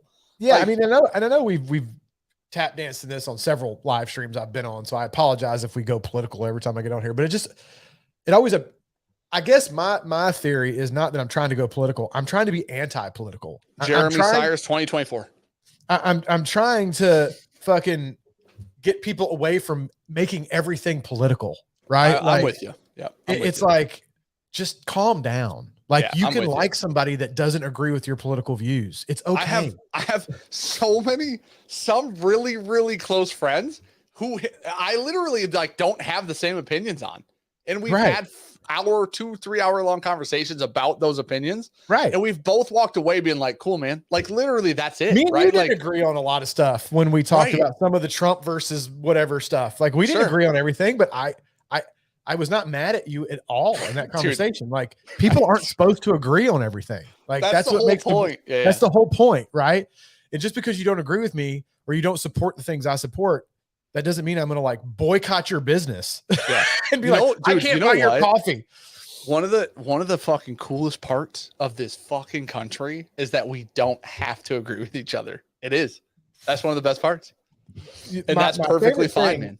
And this is the last thing I'll say, and we can get off of it because I don't want to piss people off in the chat and people being like, we're going too political. But people just need to learn that you don't have to agree. Right. Okay. You don't have to agree, and it's okay. And that doesn't mean you have to hate the person. That doesn't mean people should be deplatformed because they said something that you didn't like. Like, just fucking relax. It's okay, man. Unless they're like awful people, right? Like there's like an exception, right? If you're a piece of shit, you're a piece of shit. You know, like hey, you know. Absolutely.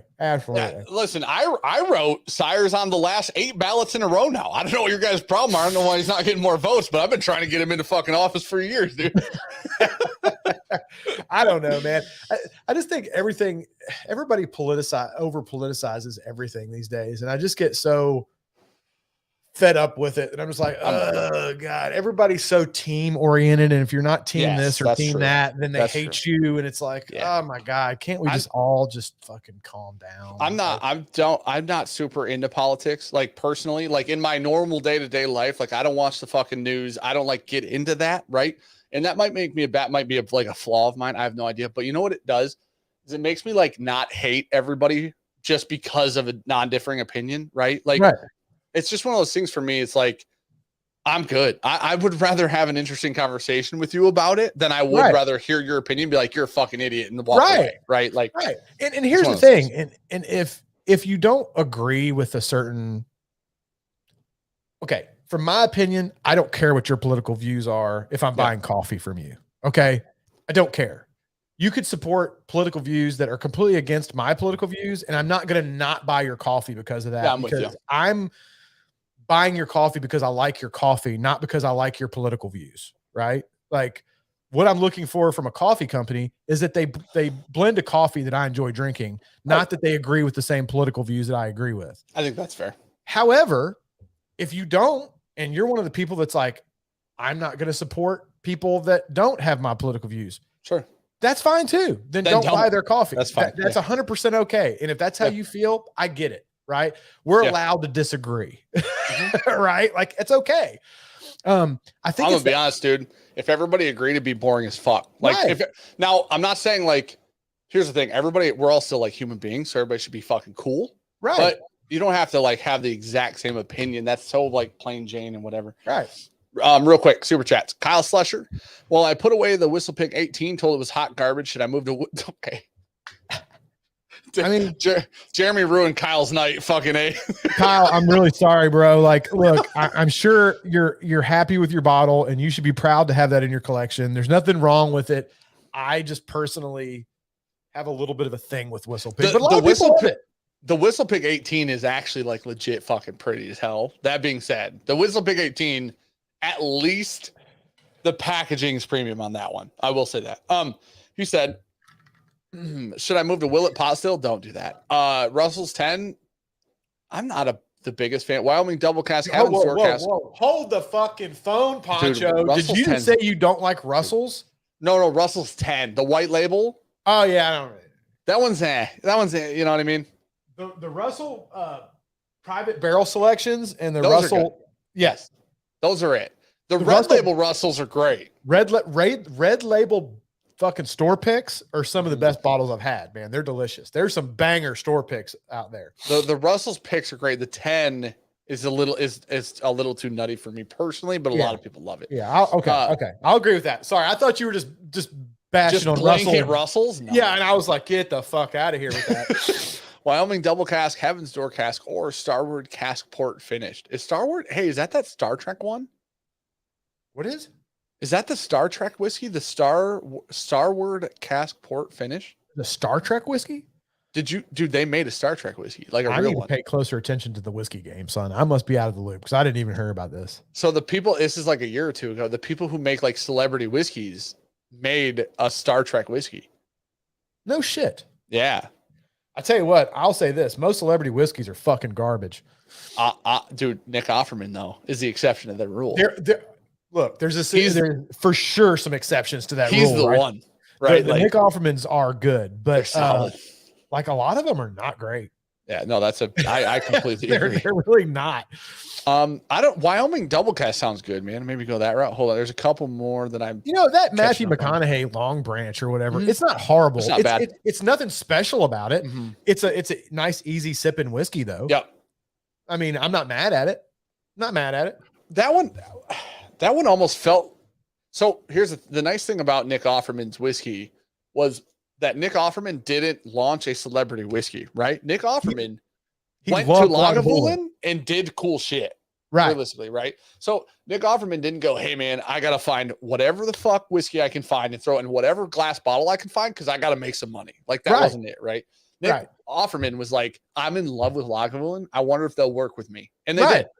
And see, and I think that's where they go wrong, right? Is instead of having, and I'm not saying this is what happened with the Matthew McConaughey one, because like I said, I actually like the Long Branch. I don't think it's anything. Yeah, it's not. I don't think it's anything crazy special, but they also didn't price it crazy high, so it's okay. It's fine.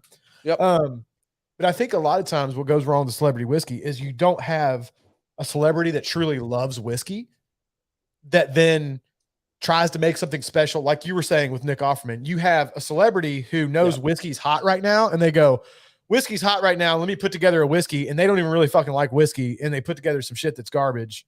And then you get proper 12. Without a doubt. Without it. Conor McGregor, please don't kick my ass. Now listen, Conor McGregor will beat the living. I'm way bigger than him. He'll beat the fuck out of me. His whiskey's dog shit. I'm sorry. Dude, I'm his size, and he would wipe the floor with me. He would absolutely wipe the fucking floor with me. I wouldn't even know what happened. I would just wake up and be like, "What the fuck did I think I just got knocked out." Right, exactly. But his whiskey's, when I wake up, the whiskey is still dog shit, unfortunately. Right? Like, and thank God I'll never probably be anywhere near him, so he won't punch me in my stupid fucking face. But Tim Days is a bad motherfucker, dude. I'll give him that. Listen, he might not be able to make a good whiskey, fighting he other can people. fight his ass off. Dan's drinking Dan's new Lou Toast Rye. It's delicious. I'm glad you like it, Tim. Lucan 1776. Be whatever you want, but if you care about something, do not give the person trying to take it away 1 cent. What? Thank you for super chat, man. Okay, hold on. I missed a couple other ones here. Bell Biv DeBove.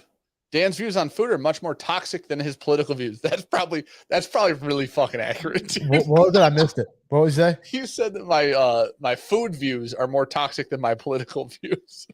What are your views? Have you ever said anything fucked up about food? Yeah, hear me out, dude. Green salsa's dog shit. Okay, now calm down. Like, it's bad. It's gross. It's disgusting. Some of it's good. I've had some good and bad. I think the blanket statement of green salsa is horseshit is kind of harsh. And I disagree with you. I'm a salsa centralist, okay? Or centrist. What do they call that? They call that what do they call the green salsa? It's called something else. It's not called awful, salsa. Gross, disgusting. I'd rather eat corn salsa than green salsa. I've had good corn salsa. Right. I've had garbage corn salsa. I've had garbage regular salsa. All I'm saying is I'm not disagreeing with you I'm just saying that blanket statement of all green salsa is bad. I don't know that I can agree with that. Sure. But guess what? We're allowed to disagree. Here's the thing. Is the best salsa you've ever had red? Yes or no? Of course it is. Yeah, it is. It is. I was thinking about it. Right. Because probably the best salsa I had is the salsa my wife makes. She makes fucking fire salsa. I mean, really good salsa, and she makes it with red tomatoes, so it's red. Right, which was like the best salsa, dude. Here's salsa verde. That's what it's called. The green salsa is called salsa verde. Okay.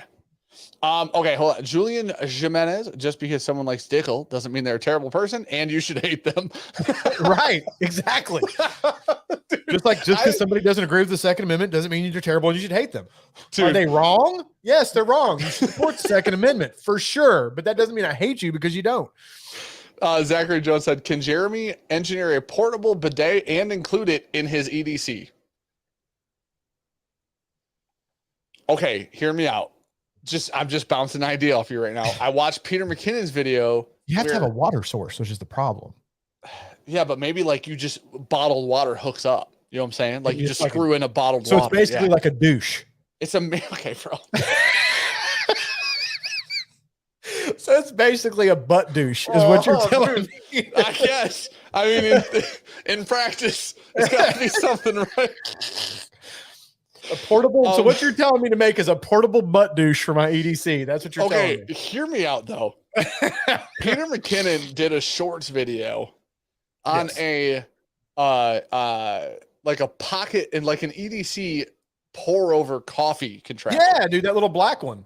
If you can make a pour over coffee contraption, can you not make a bidet? You know what I'm saying? Here's the thing, though, man. I think a pour over coffee contraption is probably a lot easier than a butt douche. Like there's more moving parts there. We're gonna have to talk to Exclusive and figure this shit out. You know what I mean? True. Literally. They have those. Okay. Here's what I'll say. So they have the things that girls use to put over the vaginal area. Out of this conversation. You're going into a space in which I don't know that we should go. No, this is like a camping thing. Oh, okay. It's like it's a way for girls to pee and not like, so it's like a cuppy thing that goes over it, and then it has like a tube on it, so then they can like pee outdoors and not make a fucking mess if they're camping or some situation, right? Okay. You could do something like that you hook a water bottle up to and you hold it in your ass crack and fucking hold on. Can I tell you? I got to tell you, you and I have talked about cigars, bidets, whiskey, politics tonight, right? I feel like we're least qualified for this conversation right here. See, she-we. There's a bunch of people talking about it. It's a thing, man. I'm telling you, it exists. No, I believe you. I don't not believe you. I'm just saying I don't know that we're the people to figure that out. You know what I'm saying? See, they say for festivals, yeah, like who wants to sit down in a fucking porta potty, right? That's a really good point, actually. Like nobody wants to sit in the blueberry pond. Okay, yeah, nobody wants to get their ass near the blueberry pond. Okay, it's just it's not somewhere you want to be. Oh shit. Just saying. Jay Caldor said, I heard that the heads of Buffalo Trace Sazerac hate babies and puppies. Nobody should buy anything from them anymore. Yeah, that's a good marketing campaign until you get like a fucking lawyer at your house knocking on your door. My main problem with those guys is the limited nature of everything they do. Just irritates me. You and I actually haven't talked about this on the phone, and we should actually talk about this because we went there recently and it was super interesting. I hold on, pin it. Let me catch up on super chats and then let's talk about that. Yeah. Kyle Slusher, Starward is Australian whiskey brand, not celebrity made. I've not heard of Starward. That's super interesting. Alec said, not in a super chat, I think we can all agree that Dan's palate is the best I've ever seen from AB Cigars. Alec, he said those words exactly. Quote me on the quote unquote. Don't scroll up in chat and check that. Ryan Do not Peterson, verify that, please. Ryan Peterson said, how many Cognac combos you crushing at Raising Cane's? Dude, have you been to Cane's Chicken? I'm gonna change your life if you've not been there. Charles Simon, did you get the Westward whiskey? Hey, buddy. I'm sorry, I saw you not super chat earlier. I saw it. It's at the drop right now. I just have to go pick it up. It's like in a lockbox right now. It's safe. I just have to go get it. I got to ship some stuff out tomorrow, so I should get it tomorrow, buddy. Thank you, man. Here's what I'll say about Raising Cane's. I've never had it. They do not have them here. Nah, they don't have them here either. They have them in Kentucky, and everybody, all my family that lives in Kentucky raves about them. Last time we went to Kentucky, my younger cousins took my oldest son to Raising Cane's, and he has done nothing but talk about how fantastic it was. Dude, the sauce. Holy shit. Fucking loves it. He said it is the best chicken strips he's ever had in his life. So the chicken's fine. The chicken's good. We'll just say the chicken's good, right? But the sauce, dude, is fucking incredible. Like, you go there and you get a whole cup of sauce. You just dip the whole tender in it and eat it. It's incredible. Alex says they're opening some in Orlando in the next 2 years. Unfortunately, I don't live in fucking Orlando, though, and I don't like driving all the way to Orlando for some chicken. So maybe if they're opening in Orlando, though, it'll spread up here. Dude, you know what I just realized? I'm pretty sure I'm going to Florida in like a month, and I'm not going to fucking – If you come to Florida and you don't come see your boy – where's Disney at? You're dead. Orlando. It's like an hour and 20 minutes from me. Oh, I'm only – dude, oh, shit, man. I'm gonna have to fly down just to fucking see you. Like, I'm gonna fly down, figure it out. I'm gonna like quarantine for like a week and a half, and I'm gonna come to your house. You know what I'm saying? Everybody here's already had fucking Corona now. I'm the only one that hasn't had it. My wife had it. My oldest son had it. Wait, how the fuck didn't you get it? Dude, and here's the thing. When I figured out my wife had it, by the time she tested positive, we had been sleeping in the same bed for multiple nights, right? So I thought for sure at that point we separated at that point, and she was but I thought, well, in the next couple of days I'm going to pop up with it because I literally the night before she tested positive, I was sleeping this far from her face. You know what I'm saying? So but I never got it. I tested several times, never got it. And everybody's good. Family's all good. Yeah, my oldest son said it was the best thing ever happened to him.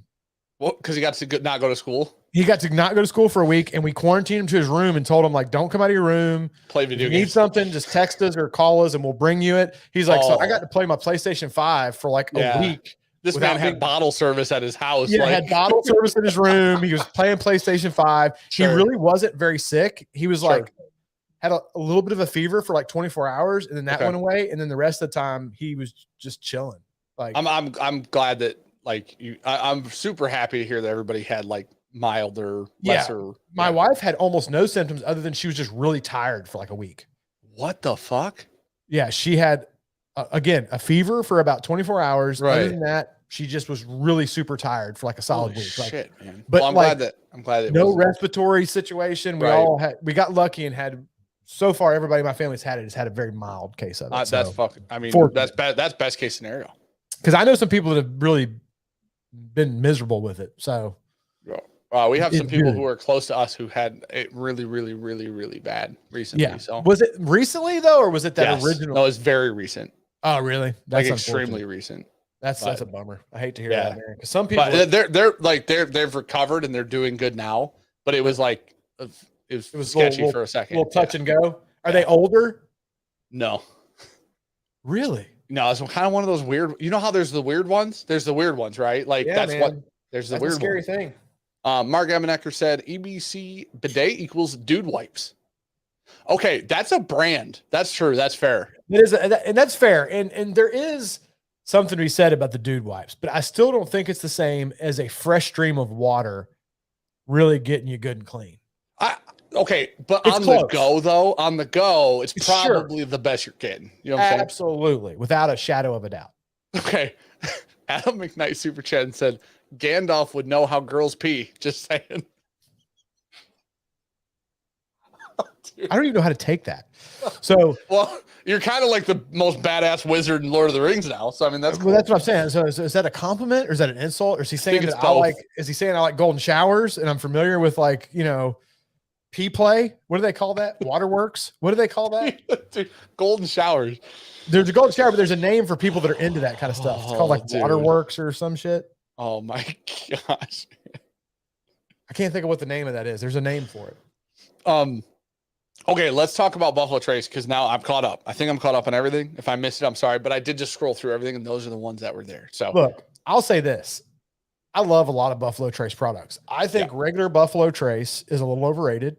I think people make a big deal about the standard bottling of Buffalo Trace. I think it's a fine bottle. Don't get me wrong. I'm not mad at it, but like there for a while, it was like hyped up like crazy and you couldn't find it and stuff. And I'm like, man, it's just like normal whiskey. It's fine, but it's nothing special. But I do think a lot of the B-Tax and a lot of the other stuff is great. I am kind of over Weller. I'm with you on that. Yeah, I'm with you. Some of the Stags are really great. I love Stag Junior. I think a lot of Stag Juniors are fantastic. Only thing I get mad about them at is how limited it's how hard the shit is to find. It's just ridiculous. It's like, come on, man. Like you guys are a huge company. Make more fucking whiskey, bro. Okay. So this is the part I want to talk about because water sports. That's it. Sorry. Go ahead. I knew it had a name. No, hold on. We're not. You're in the middle of a Buffalo Trace rant, right? And then you go, "Oh yeah, pissing on people is called water sports." And then you're like, "Dan, back to you in the studio." See, this is why Taylor used to get mad at me in podcasts because I'm like fucking squirrel because I see it pop up in the chat and I'm like, "That's what it is." Anyway, I'm sorry. It makes it fucking fantastic though. Okay, so. I don't know where to start with this story because I don't want to be super repetitive for people in chat. So was there a question of who was older, Father Time or me? Tommy, yeah, Zachary Jones asked it, and I said you were 85, and Jeremy's like 52. So realistically, you're older. So anyway. How old is he? Seriously, though. I know you say he's 85. I think he's like legit in his 50s, like for real. Oh, okay. So he's probably like 51 or 50 or something like that. So he's a little bit. He's not much older than me, but yeah, he's a little bit older. If you ever get the pleasure of meeting Tommy freaking D, dude, he's just like a unicorn in real life. Like he looks like Santa Claus, but if Santa Claus was a fucking badass, you know what I mean? I like it. He's like smoking cigars. He's drinking whiskey. He's like, I'll fuck you. His hands are the size of a fucking bricklayer. You know what I mean? Like, dude, it's just, he's one of those guys. He's my kind of guy. Yeah, he's fucking great. He's 53. Okay. So, yeah, so he's older than me, but not by a ton. Okay, so is there one more super chat? Kyle Slusher, seeing if you got the Bridge in Maine bottle I sent.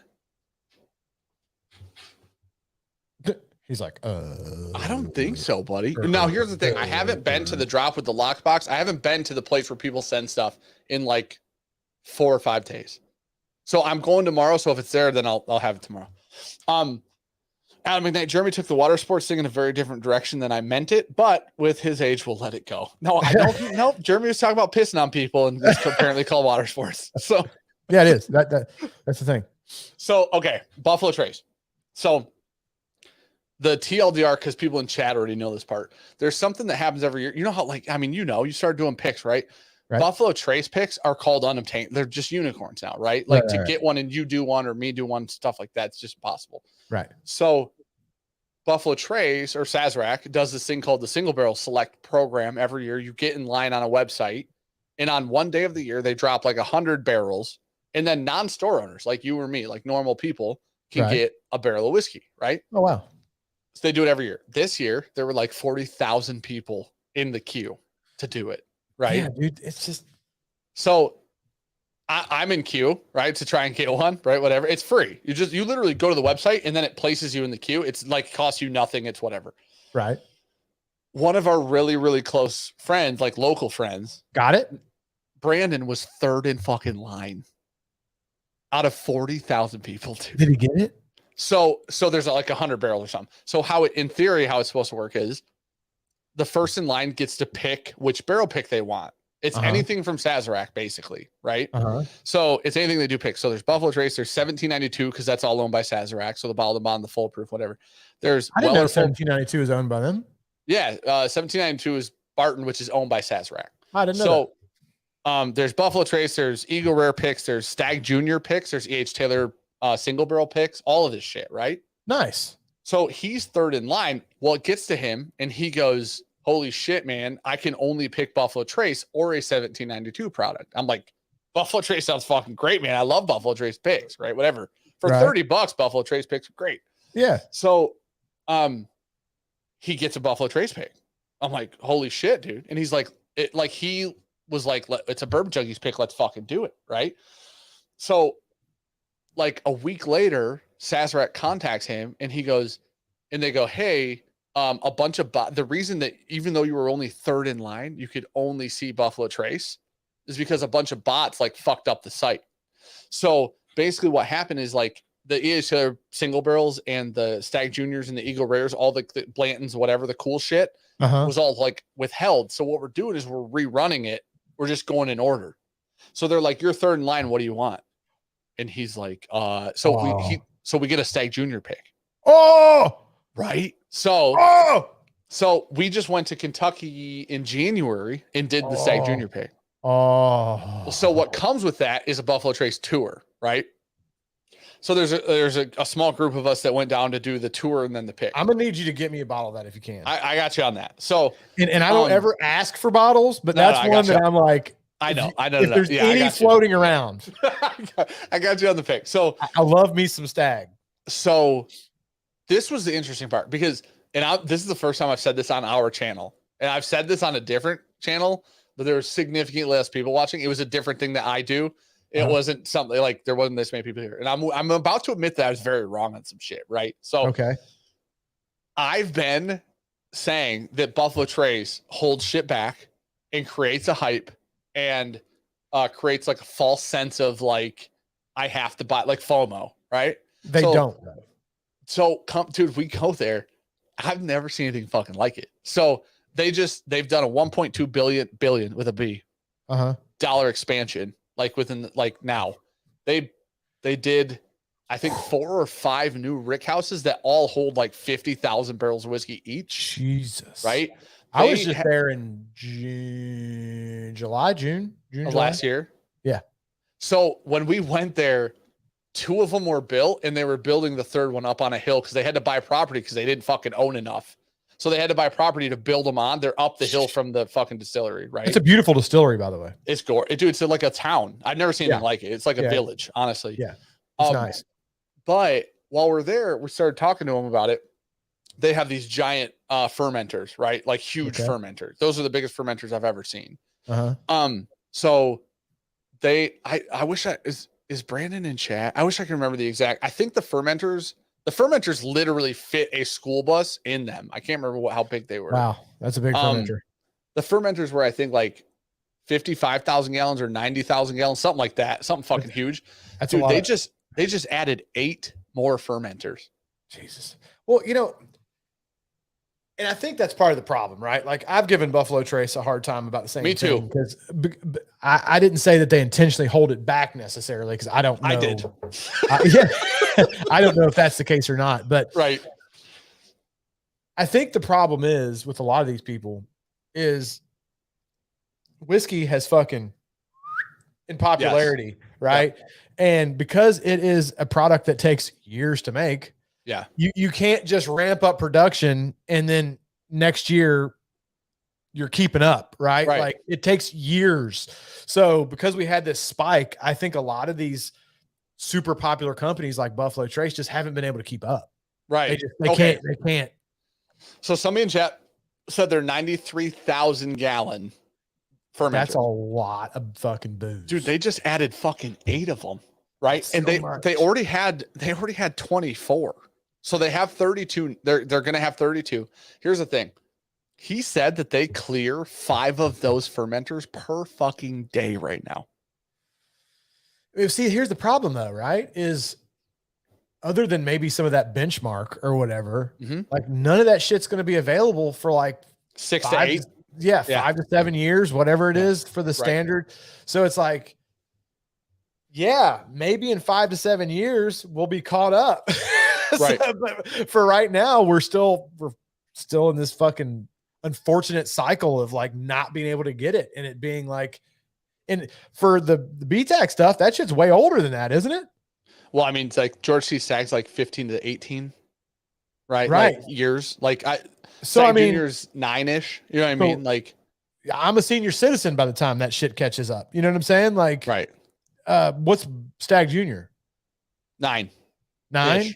Yeah. Okay, so you're talking damn near a decade before. You know what I mean? It's just Now here's the thing. I the agree boom with you. has fucked shit up. I agree. Now, well, also, so Buffalo Trace is one of the few that's big enough. Like Jack Daniels, Jim Beam, Heaven Hill, Buffalo Trace, Old Forester, like Brown Forman as a whole. They're big enough to have teams of people who I would imagine, in theory, sit there and go, listen, this is what it looks like in 5 years. We think in 5 years we're going to need X amount of whiskey, right, to keep up with whatever. I think personally that they did. I would assume. I'm just going to say, I don't know. I wouldn't have done a better job. They, in theory, didn't do a good job estimating how much they would need now, right? True. That's why there's this big lull in how much Eagle Rare you can find and how much Buffalo Trace you can find, whatever it is, right? Well, I mean, Weller, I used to tell people this story a lot, and I'm sure a lot of people in Kentucky remember this. Weller used to be cut cases on the end of the aisle. Yes. Yep. Like it was, because I mean, it was screw off, aluminum caps. Like it wasn't like this was even plastic, a cork bottle.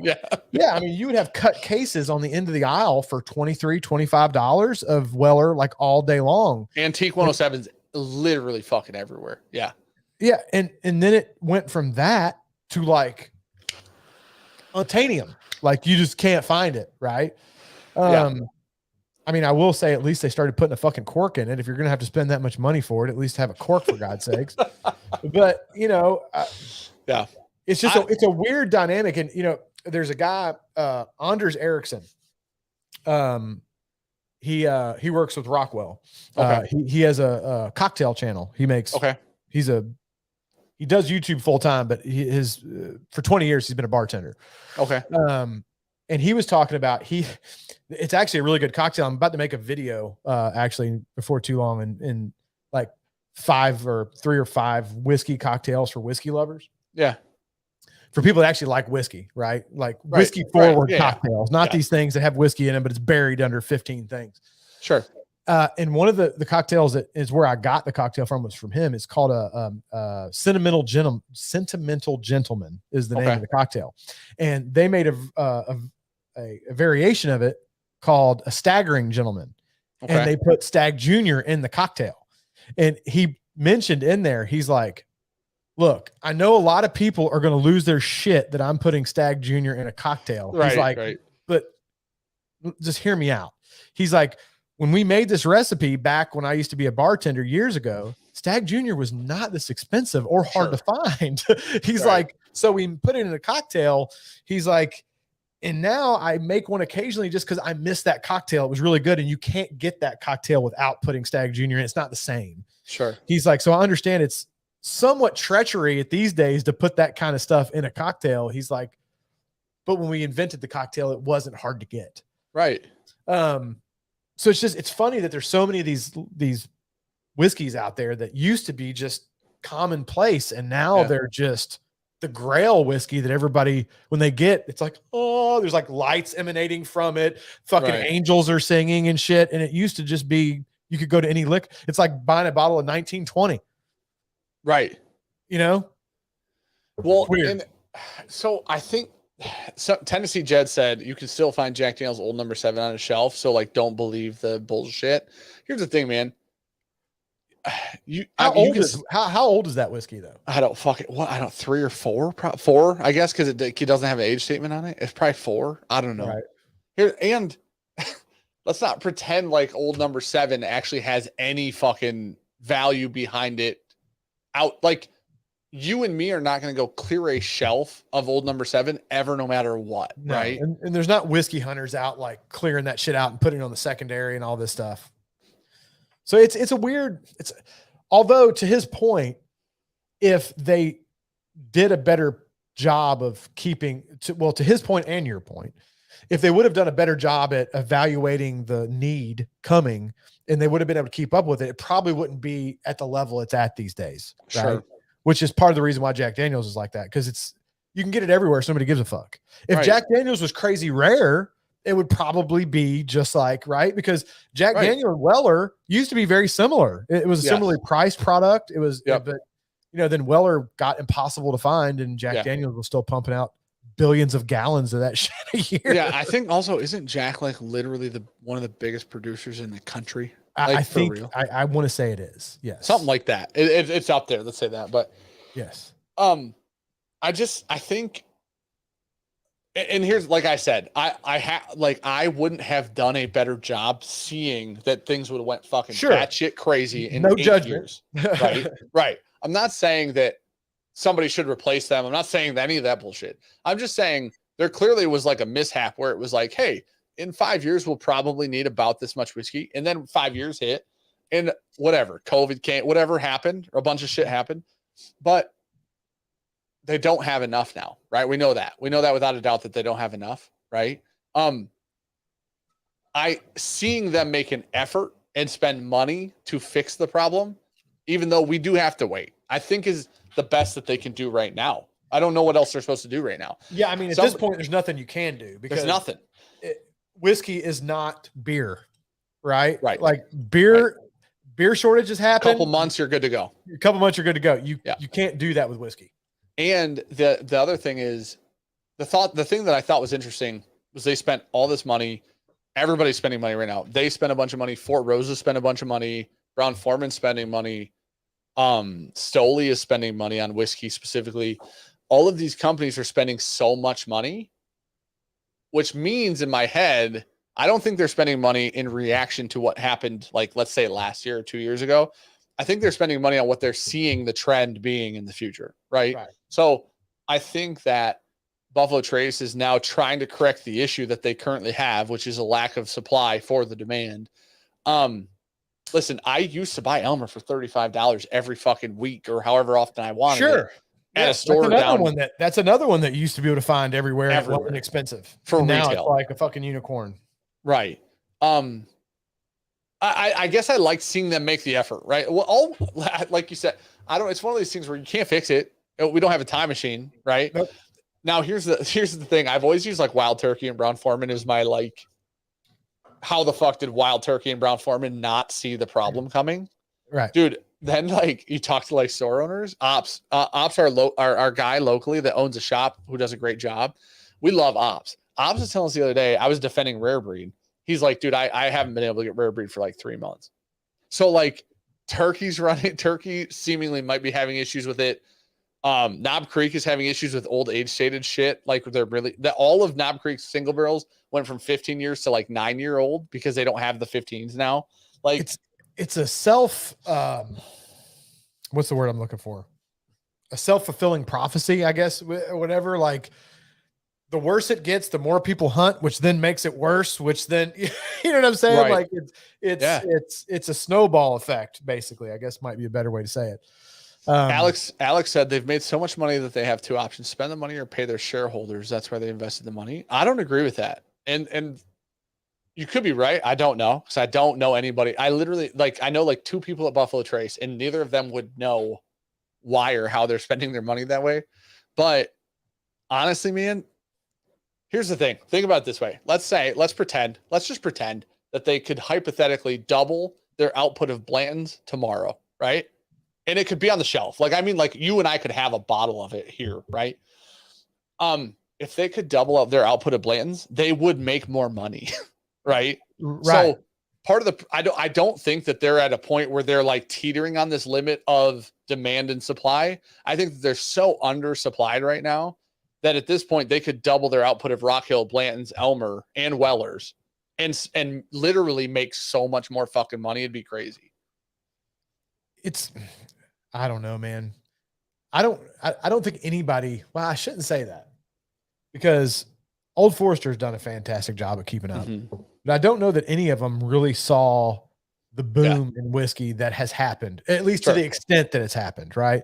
I'm sure they saw the signs that things were going up, but I don't think anybody anticipated how steeply it was going to ramp up. Right. But then I kind of partially argue with myself on that point and go, well, obviously some of them fucking did because Old Forester's done a pretty fantastic job of keeping all their shit on the shelf. Yep. So, you know, now here's the thing, Sean and I, they just changed all the Old Forester labels. And Sean and I have gone and blinded old labels with new labels. And now there's some issues in the way that we're blinding things because we don't always have a fresh crack new label and a fresh crack old label, whatever, right? Well, in the video that I saw that you made, you said the new one is not as good as the old. Dude, almost except 1910. We did every one of them. We did the whole row. We did 1910, 1920, the bottled and bond, and the low proof, the 90 proof. Uh-huh. The only one of the new labels that doesn't taste younger is the fucking 1910. Huh. So the 1920 is not as good. 1920 is nutty now. Nutty. That's not a flavor note I ever got in 1920. I've never gotten nuttiness off of. I've never got nutty in any of the Whiskey Row series. No. And now the bottled and bond's height, like super fucking nutty. The 1920 had like, and we're doing blinds in like a triangle fashion, so we don't know which one is, you know what I'm saying? Right. But like I said, the difference is now we did have similarly cracked bottles on the bottled and bonds, but the other ones we didn't. Is the 10 still darker, sweet, tobacco-y almost? The new 1910 we actually thought was like way richer and more flavorful. So that's kind of cool. Yeah. Nice. But the old 1920 and the new 1920 were so uncomparable on the nose, it was immediately obvious. Really? Mm-hmm. See, it's crazy. I still have my my old 1920 up there. I'm going to have to start really milking it now that you say that because I'm going to be upset when that's gone. Right. I'm going to start real quick because somebody corrected me on some. This is great because you guys are kind of like fact checkers in chat, and it actually is super helpful. Scott Pigsley said that rare breeds shortage issue is actually a bottle shortage, not necessarily a whiskey shortage. That doesn't surprise me because that's the problem I had with that barrel pick I did of double oaked is it's taken forever. And we've gotten updates and they're like, yeah, we still got your pick. But, and to your point, this is a problem. They still got my pick, but they've like somewhat suspended their barrel pick program because of bottle shortages. And obviously if they don't have enough bottles for their production stuff, they're not going to do these pick things until they're up to speed on their production stuff. Right. So the pick happened months ago and we still don't have it. But like something you brought up that I didn't even think about is my pick even going to taste the same? Right. Is it still in a barrel or do there's no way they vatted it because they wouldn't hold it. Right. Then what are they going to do with all those vats? So, I mean, no, it's going to taste significantly different. Right. Because it's not going to taste worse. Yeah. It's not going to taste worse though. It's been months though. You know what I mean? I think we did that pick in November or December. I remember talking to you on the phone about that pick. It's been a fucking minute. Like, yeah, it's been like, I think we did the pick. I think we actually picked it in November or early December, sometime like that. So, I mean, you're talking 3-4 months, you know, I mean, shit can change in 3 or 4 months, especially on a second barreling. Right. Well, it's interesting. Like, I don't know, man, the glass shortage is crazy right now. I've talked to some people about glass, like really recent, and it is fucking wild. Like, why is glass a problem? Like, dude, what? So somebody in chat just said, hold on, let me see if I can re-find the Skittle comment. Okay. Supply chain is so messed up. This is from James Goody. Supply chain's so messed up right now. We make 200 million Skittles per day, and you can't find Skittles Wildberry in any convenience store right now. Dude, why is fucking candy's fucked up? No, dude. Well, dude, I know like this laptop took me. Normally, if you buy a laptop from Apple, you can, if you buy the standard ones, you can get them, but I've ordered plenty of special ones in the past because I usually get them configured differently than the normal thing. I get bigger CPUs and more storage and all that because of what I do with video. But normally I would get it within, I'd say 2 to 3 weeks, usually. When they have to make them, because it's not a standard one, it does take a little longer, so they have to build it, but still within 2 to 3 weeks. I just got this like a week or two ago, and I ordered it in early November. That's insane. And I just got it like a week or two ago. Dude, holy shit. Right. I ordered a camera. I don't even know when I'm going to get it. I know this. Like, they don't even have a date still. They're just like, yeah. Someday. We'll send it to you when we got it. You know what I mean? Limited supply. Like, and it's not even a new camera. It's a camera that's been out for over a year. This isn't like, the FX6. Okay. That camera came out over a year ago now. Right? Normally in the first 2 or 3 months, a new camera comes out, you run into that because everybody's buying them up. But a year and a half later, usually you can just add to cart and it ships that day. Been like a couple months and I still don't even have an update of when that motherfucker is going to ship. Supply chains are fucked up. Well, dude, so we did, so this glass, can you see that shape? I like it. So this is an aged or neat glass. That's what it's called. It's like, it's the mix between like a rocks glass that doesn't suck and like a nosing tasting glass, right? Right. It's got a nice tulip shape, but it doesn't have a stem. But it's got a nice base, like a heavy base on it. So anyways, the aged Nor guys came out with those and we like fell in fucking love with them. Like they're great glasses. And they're like 18 bucks plus shipping a piece. Right. So we were talking to the aged Nor guys and we ended up doing a Bourbon Junkies, like one of these where it was embossed with gold, or not embossed, but like it had gold, like the blue rum ball that's right next to you. It's the same shit where it said Bourbon Junkie, or had our Bourbon Junkies logo in gold right on the front. Right. That's awesome.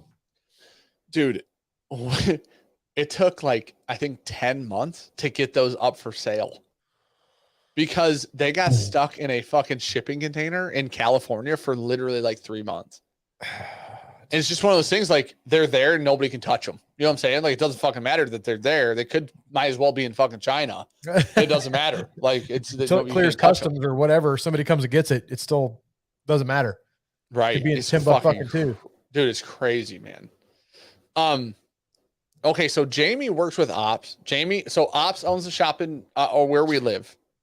Jamie works with Ops, and Jamie Faye said for the first time ever last week, we had a rep come in and tell us he couldn't send us a single thing we usually carry because they had none of any of our regular beers, mixers, juices, etc. in stock. That's fucking crazy. Man, I don't give a fuck what anybody says. That shit is good. Yeah. So it's like, to get deeper down the Blue Run rabbit hole, you see that fucking cool ass butterfly on the front? Yeah, it's badass. So they did single barrels of the 4-year and every butterfly's a different color. Yeah, see, I mean, that's pretty cool, man. People can say what they want, but I mean, he's got to go get it. He's got to go get it. Got to go get it. Let me see. Comments here. Are we caught up on Stag Junior doing? What were we at? Ask Jeremy how many A&O glasses he would order. Generally minimum order of 500. On what? Glasses. He was asking how many A&O glasses I'd order. I said, generally when I put in orders, I do a minimum order of 500. Sure. So we did 400 and I thought they'd make it public and they sold out on Patreon. That's why he's fucking asking that question. Oh, wow. I mean, that's not too off. I mean, normally minimum orders around 500 or something. Yeah, both suck it, dude. How about that? That's not too far off. Although with how crazy your guys with your Patreon guys being the ravenous people that they are, you might want to bump it up a little bit. You know what I mean? Maybe 650, 700. You know what I mean? Well, dude, I'm like 400. I literally asked for 200. And he's like, we got to do more than 200. Yeah, but like, our minimum's 300. How many people are in your Patreon? Right now, like 14 and change. 1,400. Yeah, dude, you definitely need to order more than 400. Okay, I mean, bro, Jesus. but listen, not everybody buys everything, right? Like, no, but I mean, if you got 1,400 Patreon, if only like less than half of them buy it, which if a quarter of them buy it, you're still barely making it out of Patreon. Okay, here's the problem though. Like I said, those took 9 months to come in, right? So like 9 months ago, we didn't have 1,400. You know what I'm saying? 1,200. No, we didn't. No.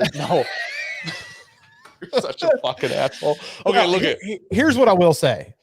Okay, hold on. I gotta show you these butterflies. See how this one's like shiny? Yeah. Dude, you'd love this one because it actually looks like burnt titanium. Is it like it's patina? Now what? Look at that one's fucking blue. Oh, blue. I saw one you had that like looked like iridescent. Oh. Dude, they're all fucking. It's so cool. Anyways, wow. So what are? You want me to tell you why people don't like Blue Run? Because I know, but nobody agrees with me. Nobody will tell me I'm right, but I feel like I'm right. You know what I mean? That's all that matters. People don't. Okay. Quickly on price. Jeremy doesn't know you hyped the glasses for 7 months. That's true. But we didn't know they were going to take 9 months. They got stuck in a container for 3, right? Like we thought they were going to come out in like 2 months. They came out in like 9. Just shit happened. Well, and the other thing, and I will defend you a little bit on this, is because you guys do all the warehousing and shipping and stuff. Not on those. They fulfilled for us. Oh, okay, then never mind. I can't defend you. I should have let you go on that one. Well, because like and that's why I don't do any of the warehousing and shipping on mine, because like if I was doing it, I don't have the room to store fucking 1,000, 2,000 glasses. You know what I'm saying? Like I don't. But if somebody else is doing the warehousing, you've got no leg to stand on. Damn it! you just should have ordered more. David Robbins super chat. First live stream I ever watched was last year with Siers. Cheers to continuous top-notch content, dude. That's actually really fucking cool, man. Thank you for being here. That is cool. I'm really amazed that the first one he watched was with me, and he came and back. He's here. Yeah. That he wasn't like, oh Jesus fucking Christ, who are these idiots? Okay, so the reason people don't like Blue Run, this is my take, and people are going to be like, you're a fucking idiot, blah blah blah. So the reason is, okay, so I've literally, this is something that I was thinking the other day. You know the Avengers, right? Like they put the Avengers team together. Yeah. Blue Run is building the Avengers of whiskey, right? That's my take on this. Okay. The founders are from Nike and Facebook. Okay. The guy who designed the bottle and all of the marketing and stuff is literally a director of marketing from Nike, right? So not unfamiliar with making cool looking shit. I'm not going to say which shoe he designed, but if it had the name Jordan in it, that'd be correct. Like let's put it that way. Right. So anyways, their marketing and design comes from Nike. Their part of their business management, whatever, comes from Facebook. Right. And then they hired Jim Rutledge to do all of the liquor aspects of it, all the barrel selections, all the blending, all the distilling, right?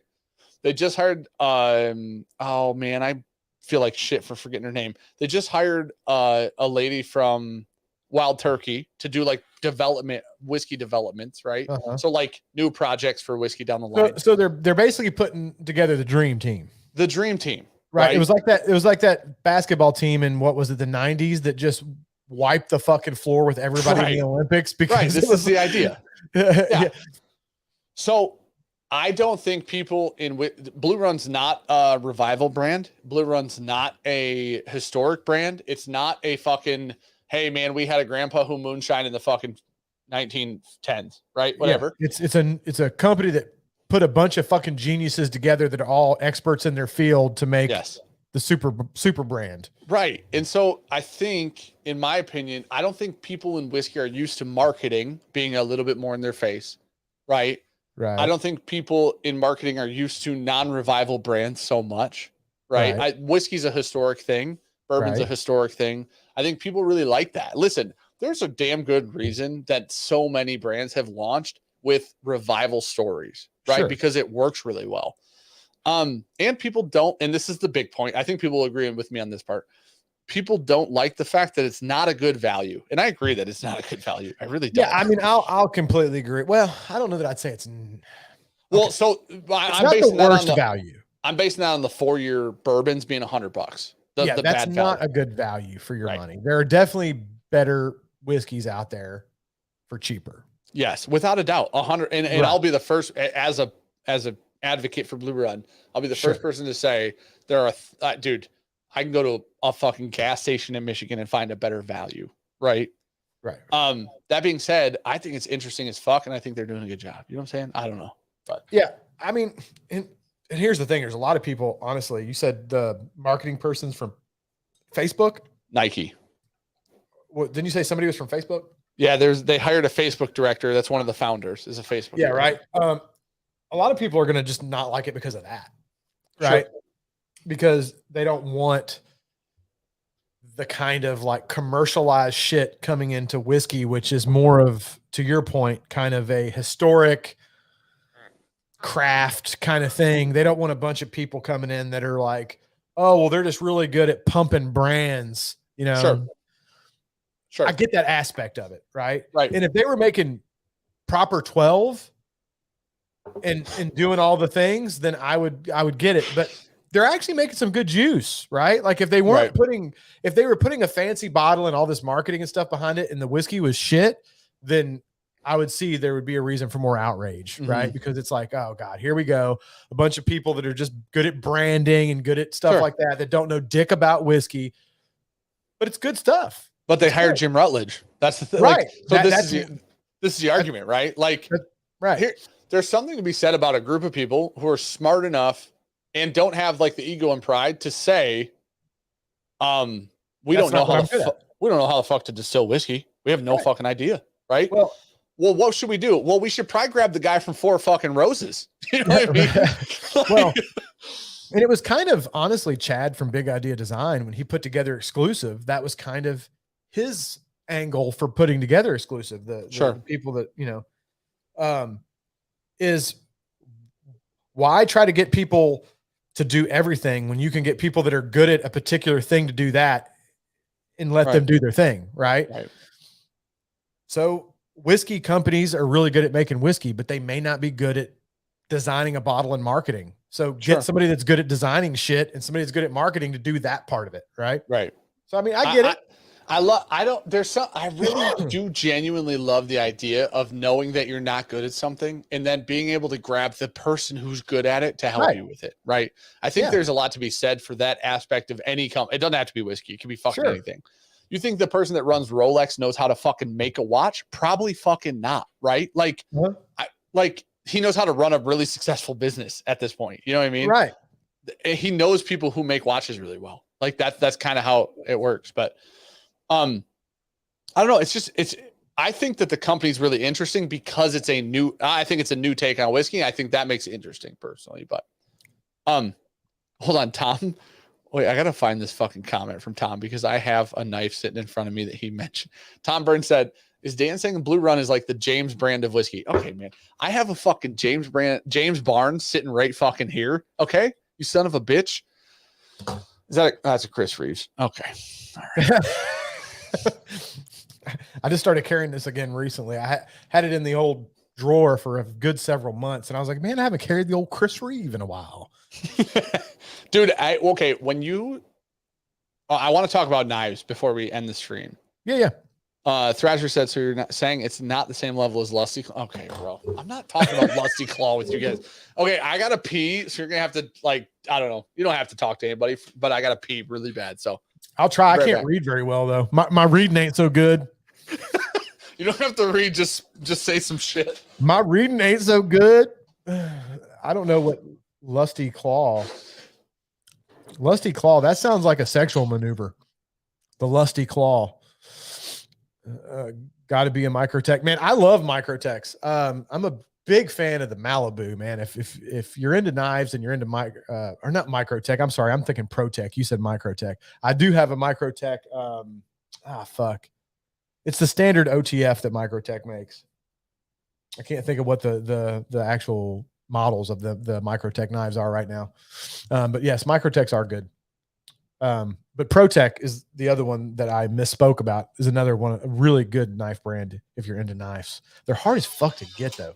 I feel like ProTechs are like the fucking BTAC of the knife world. I feel like that's a fair statement actually. I do. I feel like that's a fair statement. I think that's a fair statement. ProTech is like the BTAC of the knife world. Dude, Would you say that's fair, Dan? I just watched Peter's video on that custom engraved ProTech.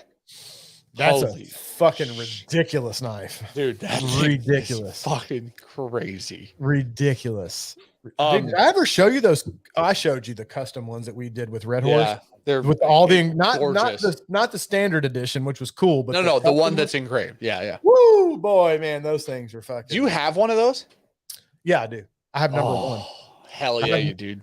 I have number one. Yeah, because they're individually numbered because we only made a few of them. I mean, literally a few. I think we made 10. I think we made 10, but then they sold. We didn't think they would sell that fast because of the price, but they actually did. And then I think we made 5 more, and we're capping it at that because we wanted it to be special, right? So of course. We didn't want to make a ton of them. So I think we only made like 15 total. Dude, and they're all individually numbered. They look fucking insane. Dude, the guy that does that engraving he's next level, bro. Okay, so is the guy that did the engraving on those the guy that did the engraving on Peter's Microtech or ProTech? No. Okay, different guy. Okay. It looks the same though. The engraving it looks really similar. Yeah. It's very, very similar. Okay. But no, it's not the same guy. No. Okay. But yeah, dude, I think it's safe to say that my ProTech is the BTAC of the knife world. It is so hard to get a ProTech, man. Especially any of the operator series. Well, because ProTech's like a relatively large brand, right? Hey, no? I mean, if you're comparing it to like Benchmade, no. Right, sure, of course. If you're comparing it to like Chris Reeve, then yeah. I mean, it's it's probably about that size. Somewhere of in a the knife middle. company. It's probably about the size of like a Chris Reeve or like it's a mid-level. I mean, they're definitely not like a small maker, but they're not this huge, Spyderco, Benchmade, Kershaw. It's not that level of stuff. Have you ever had a Benchmade gold or whatever I think they're called Benchmade golds? It's their gold series. It's their like expensive line of knives. Yeah, it's their fancy shit. It's their bougie. I said yeah, but I actually don't think I have. Because I was looking at so this is full-blown transparency. At the end of the year last year, or whatever, a month and a half ago, I wanted to buy myself something I've really wanted, right? And so I was looking at I'm going to call them expensive knives. They're not expensive knives in the grand scheme of expensive knives, but they're expensive knives. What's your price point? I'll tell you if they're expensive. Like around $600 range. That's fair. I mean, that's getting up into that range. I mean, no, it's in the grand scheme of things, you're right. It's not. Right. Some of those custom Red Horse knives that guy makes individually by hand, and he makes one of them, he charges $6,000 and $8,000 for some of those. But that's like crazy upper echelon. I think when you get to like that $400 to $600 price point, that's when you're starting to get into like pretty special knives. Like you can get cool shit in that price range without like spending $2,000, right? Like you're not going to get a full custom knife, but you're going to get cool shit, right? And it's going to be really well made, good tolerances, good materials. It's different, right? It's different than like the Benchmade bug out, or it's different than like the normal Spyderco or whatever. So I started looking in that price range, and one thing I was looking for was a Sabenza from Chris Reeves. You really need a Sabenza. Honestly, it doesn't even have to be a Sabenza. I don't have a Sabenza. Mine's an Nkosi. Okay. It looks almost just like it looks like a Sabenza. Holy shit, it looks so much like a Sabenza. Yeah. It's a very similar difference. Just shape? There's a little bit of difference in the shape. There's 2 finger notches here where the Sabenza, it's not. The bushing system's a little different. Okay. On these. I actually like this better than a Sabenza personally. Interesting.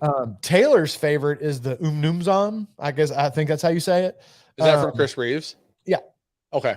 It's the one that has like the slashes across the grip. It's okay. That's Taylor's favorite. And Pete just recently bought one and says Taylor was not wrong. He said it's a fantastic knife. He recently got one. He's like, dude, it's the Thunder. He's like, it's really good. This is like one of those things where like Taylor's the EDC guy, right? So like when you're like thinking about knives, you're like, yeah, Taylor probably knows a shit ton about knives. You know what I mean? He for sure has got the experience with it right now. My taste and his taste don't always line up, right? Because he doesn't like the Red Horse knives, and I really like them, right? Because he's not a fan of that style of knife, right? But I guarantee you, if you want a knife, he's definitely tried it, and he can give you a Sure. good objective opinion on like how well it's made and things like that. Sure.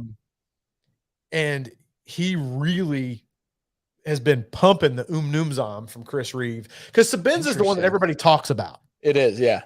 But honestly, it's not my favorite Chris Reeve knife. I actually like the Nkosi, and I've never tried it Noomzam, but Taylor swears by it, and he knows his shit when it comes to knives. Right. I'm going to go out on a limb, and I'm not pissing off anybody who has a Sabenza, because Sabenza is a fantastic knife. Yeah, I think everybody, yeah. I don't think anybody would ever say that it's not. Yeah. But I think personally, I would rather have an Nkosi or a Noomzam than a Sabenza. Okay. Interesting. Just put it out there.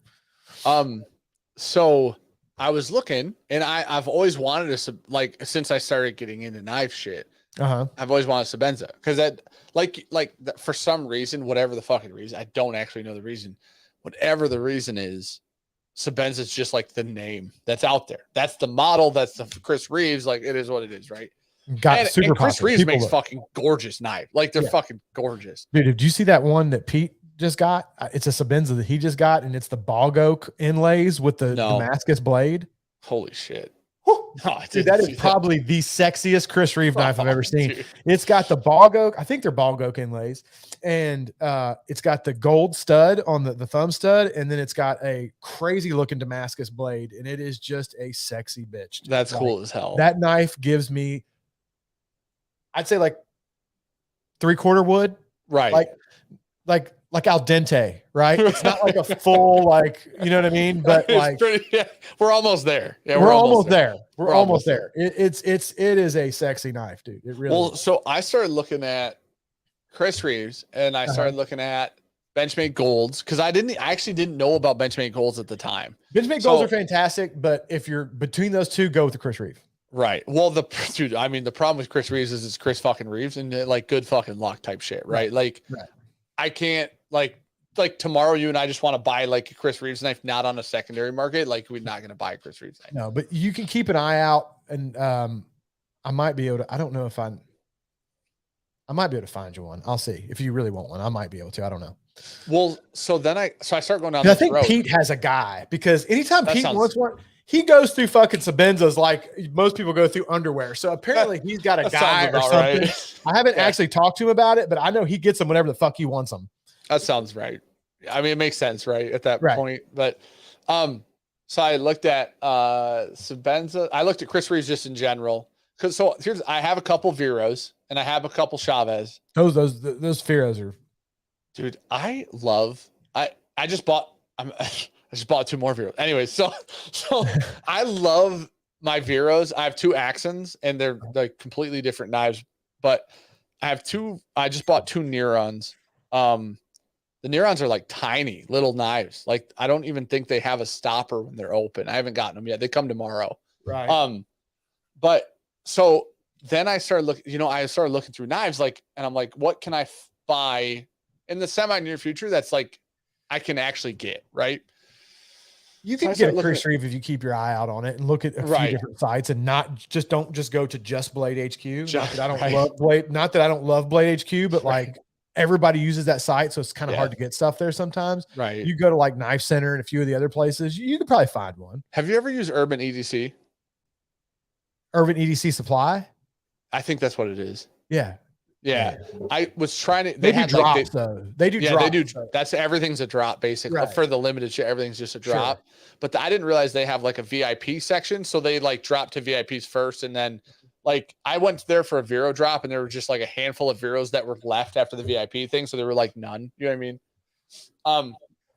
But I was carrying one of my Vero accents. I have my favorite Vero that I have. I got the scales done in Anno purple. And it's like my favorite knife I own. And I'm like, okay, I carry this motherfucker all the time. I just love the knife. The action's perfect. Like, it's great. I love the knife, whatever. Well, then I started looking. I'm like, you know what? One of my fucking favorite knives, and I know this isn't probably super popular opinion, one of my favorite knives is from James brand. And I'm like, I have a James Carter, and it's just like, it's like $120. It's a Micarta scales, black, like I think They're it's very DLC simple blade. knives. They're very Super clean, simple, like simple, minimalist. right? Yeah. Minimalist. That's a great term. Yeah, they're Modern minimalist, whatever. Taylor But- likes that style of knife. I'm not a huge. I mean, I don't dislike them, right. but that's not one that I naturally gravitate toward. Right. Mhm. Taylor loves that style of knife. I wouldn't say I don't like that style of knife, but I get what you're Right. saying. It's just not your favorite. Yeah. Right. Well, and so I'm sitting there because Vero's like that too. Vero's very like modern See, there's looking. something about Vero though that I like more than other. Okay. There's something. Those are some. There's something special about those knives that I think they look cooler than a James brand, even though Right. they're both minimal knives. Yeah. There's something about the lines to that knife that like, it's almost like somebody who designs a sexy car designs Sure. that knife or something. Yeah. You know what I mean? It's Yeah, just- for I don't sure. know. I agree. Yeah. Well, so what else? I don't remember what else I looked at, dude, but I looked at probably 4 or 5 different knives. And I'm like, dude, I love my James Carter, but I don't actually know much about James brand like at all. So I started looking at Berg James blades brand. are pretty cool too. What are? Berg. Okay. So I don't know about Berg then. Yeah, he does like limited drops. He's like a small maker. They're pretty special, Sure. kind of like the Chavez or Vero Chavez, or whatever. right? Yep. Actually, his knives remind me a lot of Chavez. They're very kind of Okay. chunky, like Yeah. But Dude, those Chavez knives, they're fucking heavy as hell. Those things are motherfuckers. Like, the only thing I don't like about Chavez, it's so big, dude. I don't like the clip. No, they come with 2 clips though. Okay. So they come, the skull clips comes on it, but it comes with a replacement clip that's not the skull clip. And this coming from a guy that has skulls on everything, right? Right. So I mean, I'm not digging on a skull, but like I'm not I don't want a bunch of attention on my knife clip, right? Because it also kind of looks like the Punisher to me. Right. It's like it's trying a little too hard. So I'm both of I have 2 Chavez knives. Both of them, one's a drop point, one's a street Tonto. Both of them have the non-skull clip on Standard them. clip. Yeah. Yeah. The problem with the skull call. clip is you can't fucking pry it off your jeans either. It doesn't matter. It will literally rip your pocket out before you get it off your jeans, dude. I swear to God. But what I realized is I started looking at this James Barnes knife, which is obviously the one I ended up buying. So I started looking at, I've never owned an integral knife before in my life. And I don't have any knives that are titanium, right? At the time. And I'm like, start looking at integral knives, and I start looking at other integral knives that aren't the James Barnes. Dude, I start looking at reviews of the James Barnes. People seem pretty damn fucking happy with it. And I'm like, fuck it. I personally like how it looks. And it's integral. I'd like to own an integral knife. It's titanium. I'd like to own a titanium knife. So I start looking through the shit. So I buy one. I swear to God, since I've owned it for probably 2 months now, I've carried a different knife one time. It's too fucking good for me to carry a different knife at this point. Like I'm in love with it. I don't know what it is. You get those knives that, like, when I first got my Incosi, it didn't come out of my pocket for a hot minute. Right. It was a good month or so, which is rare for me because I have a lot of knives. So I mean, I usually it's like a daily thing. I get up, I go in there, I get my clothes, I pull out my drawer, and I'm like, what do I want to carry today? That one though stayed in my pocket for a good month and a half or so. Didn't come out. Dude, it's so I saw something in chat real quick. Tormentor 3080. What's a lower end knife you like for EDC? Me? Yeah. What do you mean? It depends on your opinion of lower end. Let's call it sub 100. You know what brand I really fell in love with recently is Civivi. This is going to sound super bougie of me. Oh no, I don't carry a lot of sub $100 knives anymore. Dude, oh my gosh, dude, that's the bougiest thing you've said all night. I don't mean to be like that, but I just found that, like, I don't mean you don't have to carry a crazy expensive knife, but I just found if you go just a little over that $100 mark, you get a very different level of knife, right? There's a big difference between like a bug out or a Spyderco than there is like a CRKT for sure.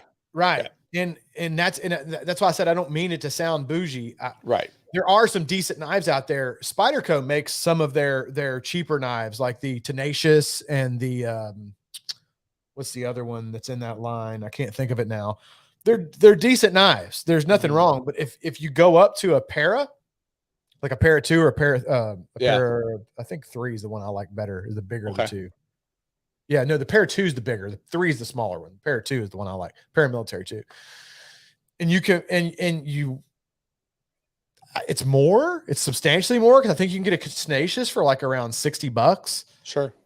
But you go from like a liner lock to like that compression, and man, I just love a compression lock.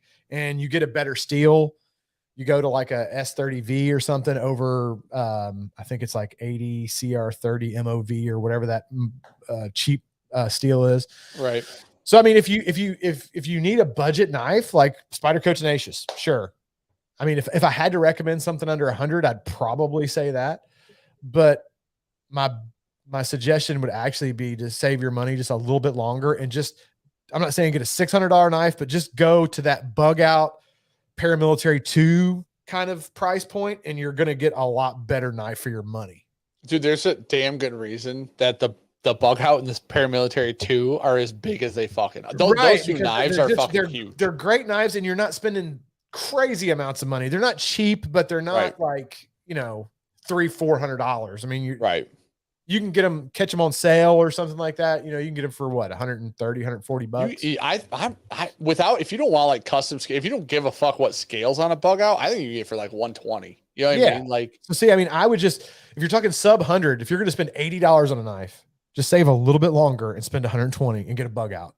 I'm telling you, Civivi knives. So CRKT was it for me. For sub $100 knives, CRKT for a long time.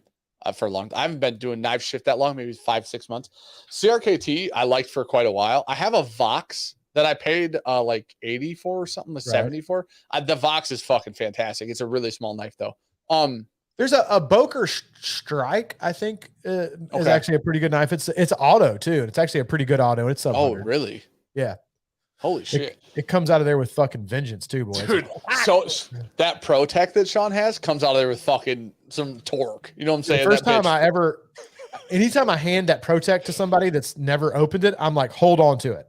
Because the first time I handed it to my oldest son, I'm like, it flew out of his hand. Yeah, 100%. I could 100% believe that. Yeah. I mean, it fucking Sean's ProTech kicks like a fucking handgun. You know what I mean? Yeah, it does. Somebody in there just said Gerber does good for me. Yeah, I mean, look, I'm not down in cheap knives. My brother-in-law carries a Gerber. What's the one that's just like the skeleton frame that Gerber's made? You can buy them at Walmart all day long for like $20. Sure.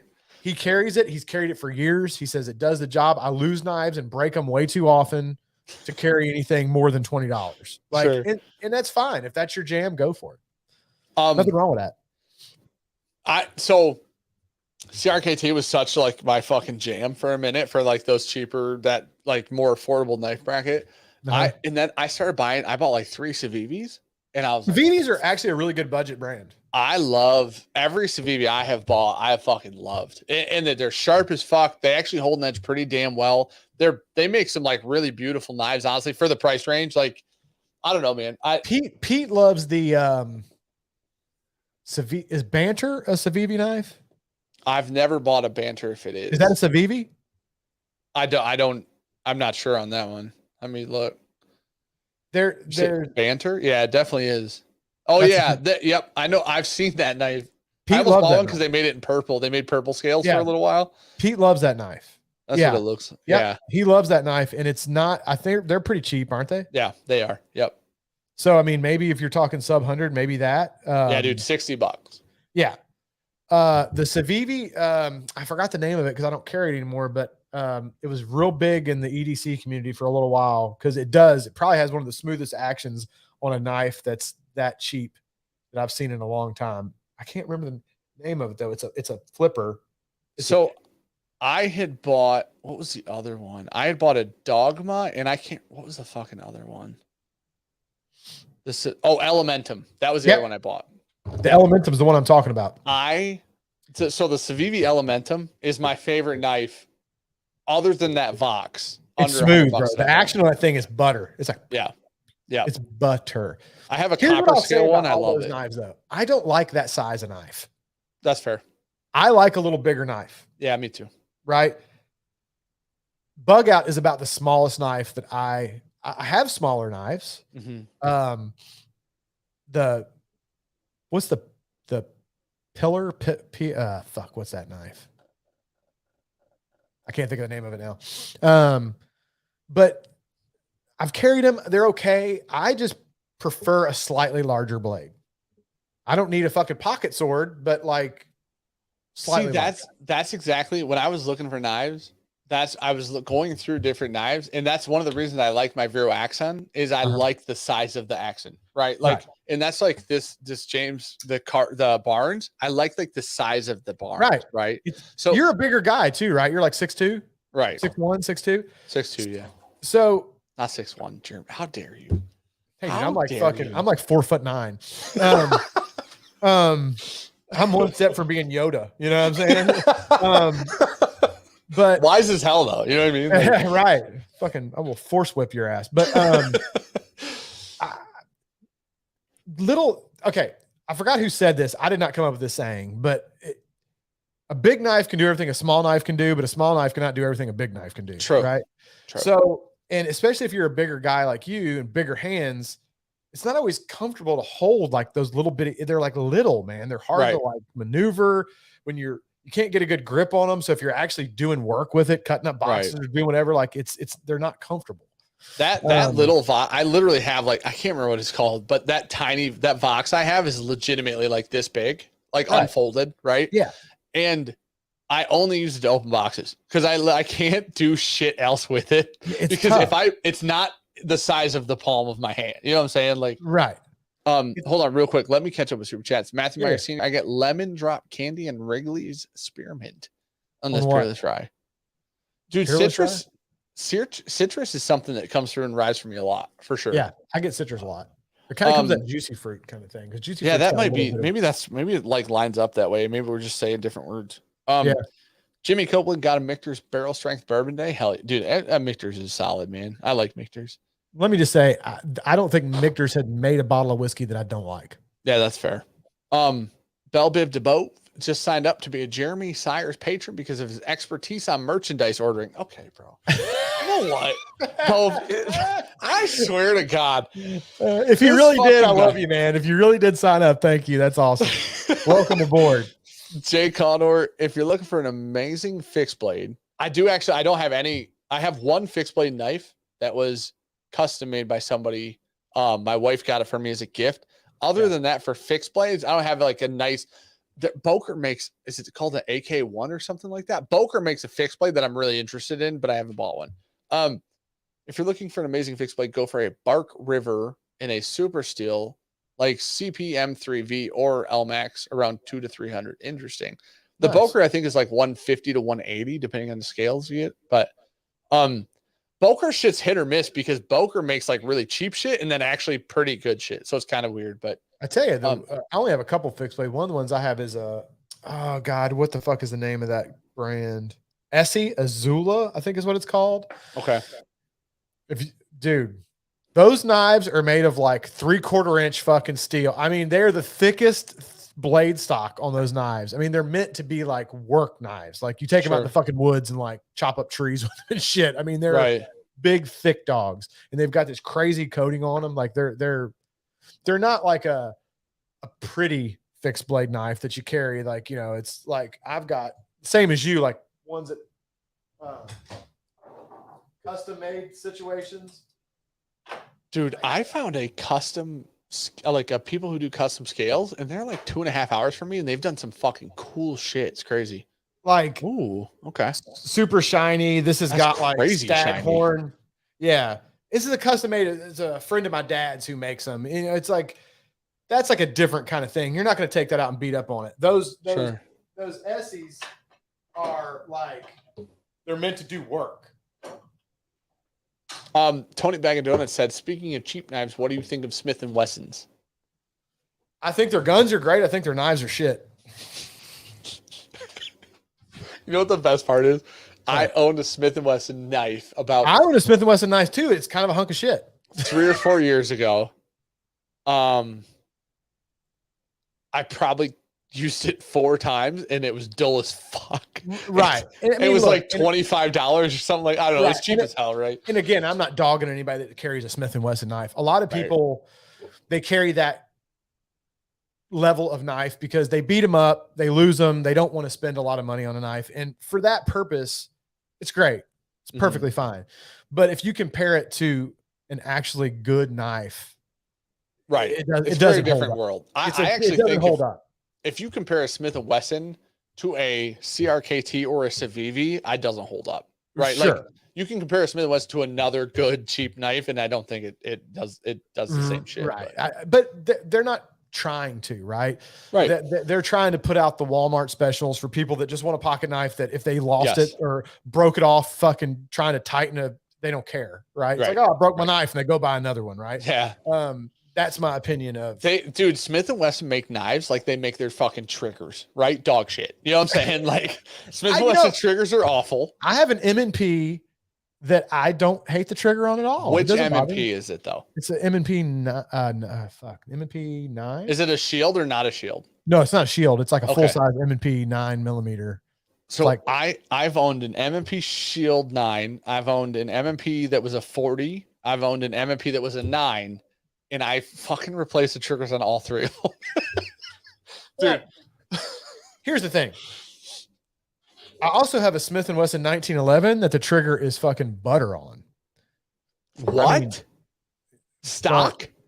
Oh, dude. It's okay, hold on. What other handguns do you own? Or have you owned? I have a lot of guns. Okay. Have you ever shot an FN? I have. FN triggers make Smith & Wesson triggers look like they're fucking free. Like, well, but have you ever shot a Smith & Wesson 1911 though? I've owned a Smith & Wesson 1911. And that's a very different world though. The trigger, because they're not polymer. They're like, they don't have like the little trigger safety thing, or you know what I'm saying? Like, sure, but that's my point, right? Is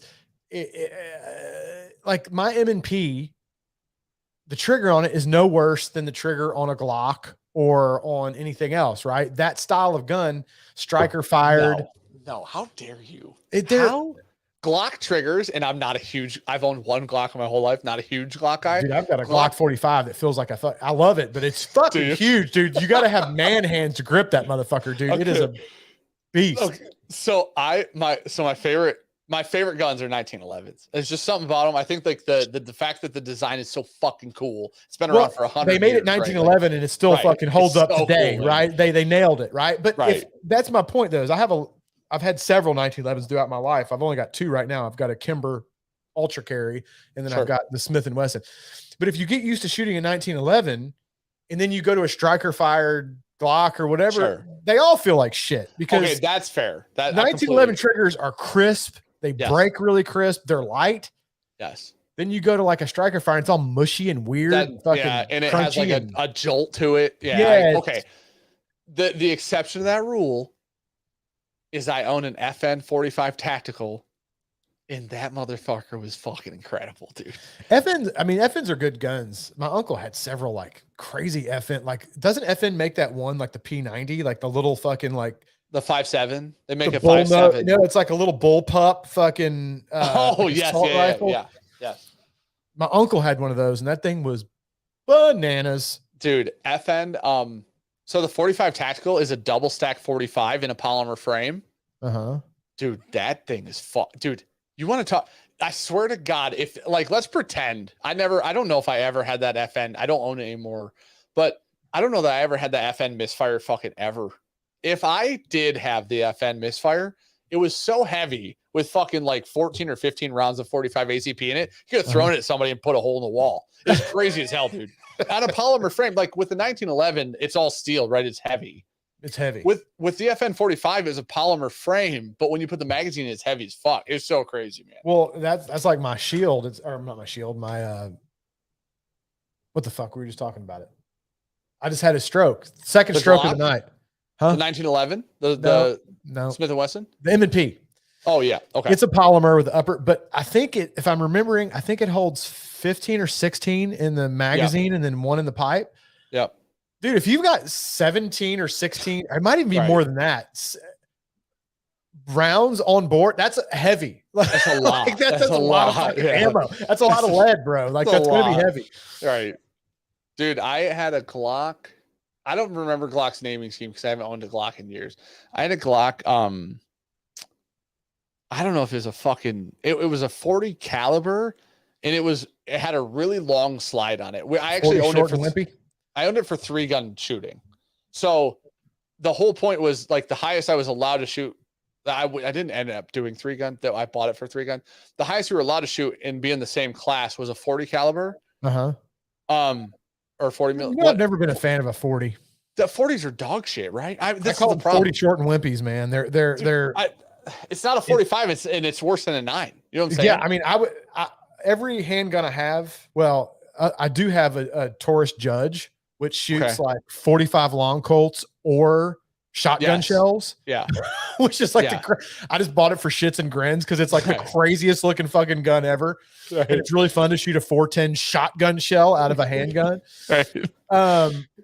But I always buy 9s or 45s.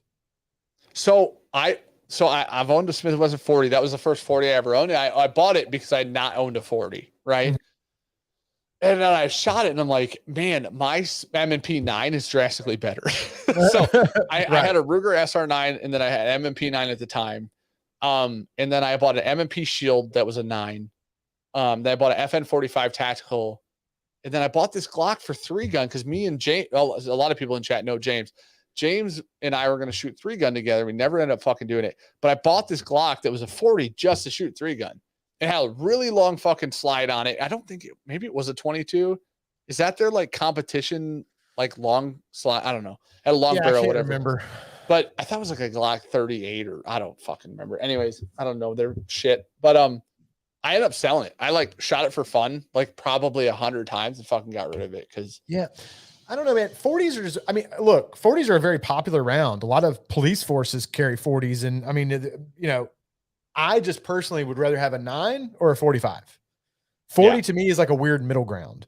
But again, a lot of people swear by 40. So, I mean, I completely agree that 40 had way more recoil than a 9, but was way less cool than a fucking 1911 with a 45 hit, right? Like that's the problem.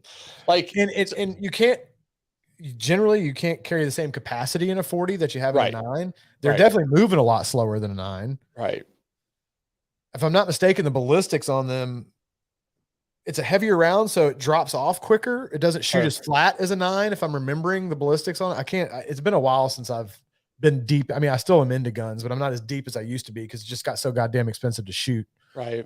I don't shoot near as much as I used to, but I don't know, man. I mean, 40s are fine. Like I said, there's a lot of people that love them and a lot of police forces carry them, but me personally, give me a 9mm 45. What's your favorite handgun you've ever owned? Handgun. I don't know, man. I really like that Smith & Wesson 1911 that I have. That thing just shoots. It's so smooth, man. It's like butter. It just. So I'm so with you on this. I've owned a Springfield 1911, a Smith & Wesson, and a Ruger. Yeah. And the only one I still have is my Ruger SR 1911. I really love my Kimber 1911, but it's an ultra carry, so it's a shorter barrel. Yeah. So it's a lot snappier to shoot. It's not as fun to shoot as the full sized Smith & Wesson. There's just something about a 1911, man. It feels good in your hand. I know that's what she said. But it feels good. It's a single stack, so you don't get a lot of ammo, but it's a narrow grip, so it holds nice. The triggers are great. They're smooth. All of them. It's a cool looking gun. Yeah. I mean, you know what I mean? I love a 1911. I do too, man. I put the you know the Ruger Phoenix logo. Mm-hmm. I put the Ruger Phoenix wood grips, like they're like cherry wood, so they're like a little red on my 1911. I fucking love looking at that thing, dude. Utilitarian purposes, a Glock. Yeah, sure, that's fair. You can't beat a Glock for utilitarian. I mean, dude, I shot those in the police academy. And dude, you can beat the fuck. It is a real deal. Those things, like, they will just take a licking and keep on ticking, bro. Dude, speaking of beating the shit out of something, we'll end this in a second here because I know Cheech wants to go. I'm sure Cheech is going live after this. Did you watch? Who's the guy that runs Bunker Branding? If you would. Third stroke of the night. I know. How the fuck somebody in chat knows? He's got a cajillion subscribers on YouTube. Dude, why can I not think of it right now? I can't either. And I've watched his channel a million times. Demolition. Demolition Ranch. Yeah, there it is. Okay. Jesus Christ. Demolition Ranch's video on the high points and clogging up the barrels is one of the best fucking gun videos I've ever watched on YouTube. Okay, I'm gonna admit this in a public forum, and I'm probably gonna get some hate. Oh, are you a High Point fan? Not a fan, but I have one. I do. It's my truck gun. It stays in my truck 24/7 because I don't give a fuck what happens to it. It literally has not come out of my truck in probably 10 years. I bet you 10 years, because I always carry. I have a concealed weapon, so I always carry. Right. But it's my just in case I ran out of the house. Sure. Didn't for whatever reason. Right. It's my backup. Sure.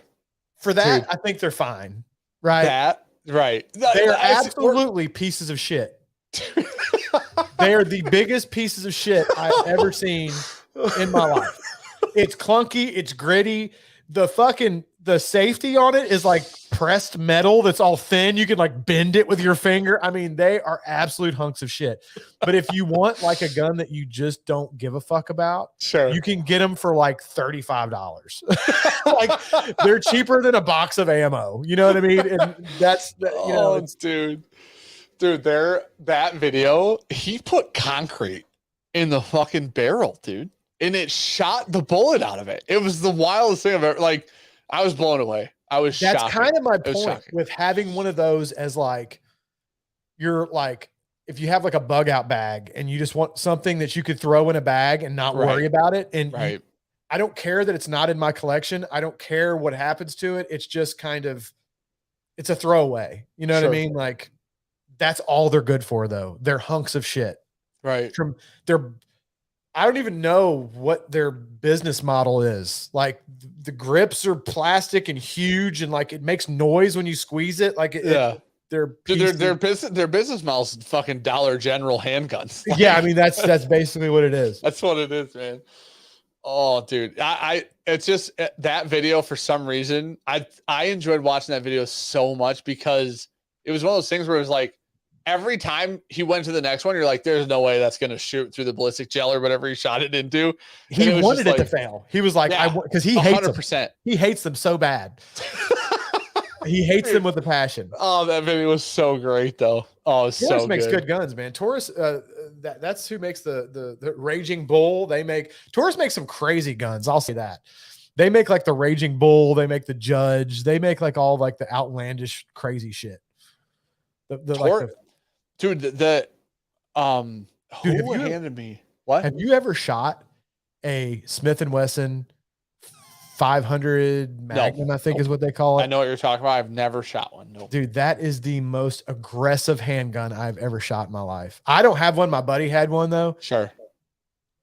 It's the only handgun that I ever shot that when I pulled the trigger, I was like, oh, okay. Hold on a second. Right. That's aggressive. The recoil is aggressive is the only way I can describe it. It's aggressive. Dude, so did you ever watch the show Top Shot on History Channel? Yes. Years ago, shooting Tylenol's out of the air and shit. Crazy dude. Stuff. No. So Top Shot was the competition show. It was like a game show okay. almost. I thought, maybe so not. Top Shot was on History Channel probably probably 10 years ago at this point. A long time ago. Mm-hmm. But they would have it was a competition show. So round one, everybody shows up to the house. It's kind of a reality show too. Everybody shows up to the house. Oh, your first challenge is we're going to go out to the range and shoot this gun. Whoever can do the best at our challenge moves on. 2 people leave the house right away, whatever, right? Right. Dude, one of the seasons, I don't remember which season. One of the seasons, the first fucking challenge was to accuracy shoot the Smith & Wesson 500. And dude, this woman walks out. You can accurately shoot it once. Right. Dude, this woman walks out and fucking nails it. She nails it. It was crazy, dude. Were they having to shoot multiple times or just once? Oh no, multiple. It was targets, right? Dude, it was. The follow up on the 500 is going to be rough. Dude, I Was watched it the long barrel or the shorter barrel? It was the big one. It was the long barrel. See, the longer barrel, I've shot both. The longer barrel is a lot more manageable because it was the longer one. Sorry. All the weight of that longer barrel really helps the muzzle. Yeah. My buddy had not the crazy like snub nose that they sell as kind of like a bear gun. Why the fuck do they make a snub nose 500? It's like a bear gun basically, right? So it's for people to carry when they're like camping in fucked up places like that because it doesn't take up a lot of room. It's small, but like you could take a fucking bear down with it because it's a 500 Magnum round. Like it's a big dog. Sure. His was like the middle. I forgot the barrel length. I want to say it was like 4 or 5 inches. Okay. That's really not that long for that caliber. Like, no. That's what I'm saying. It had an aggressive snap to it. So the follow-up shot was rough. Like, dude. It's hard to keep. You're not double tapping shit with that gun. Let's just get that straight. Right. I don't think a lot of people are double tapping with revolvers. Your double tap. Your second shot is actually about vertical. Yeah, you could double tap if like you're trying to shoot somebody in the knee and the forehead, right? You can just like pow pow, and you can hit him you can hit him in the knee and then in the forehead. If you're trying to double tap in the chest region, good luck with that, dude. You have much better control than I do. You would have loved Top Shot. Top Shot was such a fun show to watch, dude. I can double tap a 9 all day long, dude. That's just that's far more reasonable, though. Far more reasonable. Far more reasonable. So I will end on this because we gotta get. It's been like 3.5 hours almost. I watched the other day. Okay, so I'm scrolling through TikToks, right? I'm just swiping whatever, scrolling through, and then all of a sudden this TikTok pops up, and it's this very small woman holding a Smith & Wesson 500 in one fucking hand. That's a very bad idea. And I'm looking at it, and I'm like, I don't know that I would do that. Right. I've never shot one. I know for a fact, having never shot one, I wouldn't do it. Right. And having shot one. It would not be a good idea. So she's holding it out.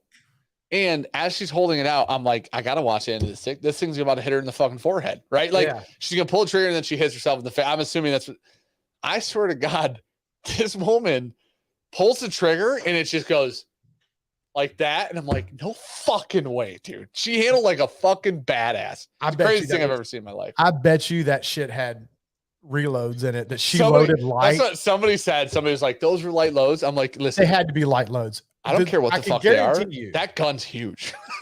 I can guarantee you she did not control that with one hand with a full Magnum load in it. Right. I'm sure not. I've shot it. And when I shot it, I was a lot bigger. That was when I was working out a lot and I had arms like a gorilla. And I'm telling you, I wouldn't want to one hand that thing. Okay. Oh, dude, it's fucking crazy. Oh, shit. The guns are fun to shoot, man. I don't shoot near as much as I used to because it's just expensive these days. It's really expensive. It is, yeah. It's crazy right now. I'd say the most fun gun I have to shoot is I have a Vector. Have you ever shot a Vector? Or do you even know what a Vector is? No, I don't know what that is. It's this crazy, like futuristic looking gun. Okay. But it's a 45. Okay. It's like a little assault rifle type thing that shoots a 45. And the way the bolt goes back and down, they specifically made it so that the action of the bolt actually fights against muzzle flip. So there is like no muzzle flip on the gun. It only recoils straight back just a little bit. So keeping that thing on target is like, it's like you're shooting a 22. It's just like really, pop, pop, pop, but it's shooting 45s. But it's shooting 45s, and it is really a blast to shoot. A blast. That's interesting as hell. It's real fun to shoot. And the fully automatic versions have a crazy cyclic. I mean, they shoot, I forgot how many rounds per minute or what. It's fucking bananas. Mine's not a full auto, that's a semi. Right. Yeah. It's a fun gun, man. What's the gun that has it's got like it's supposed to recoil more down than up because the tube is on top instead of under the barrel. Huh. Do you know what I'm talking about? I don't. Not off the top of my head. I thought Taurus made that. They probably could. Taurus makes some weird shit. Dude, it's man, what is that fuck? It? Somebody said an Archon Type B? No, I don't think he would have hurt. I think there would have been a delay. What the fuck was that gun? There's a gun where where it ejects basically all the pressure is out of above the barrel instead of below it. Huh. Man, I wish I could remember. I mean, that's kind of the thought behind a lot of muzzle brakes and stuff, right? They kind of like eject the gas out to kind of help control the muzzle flip.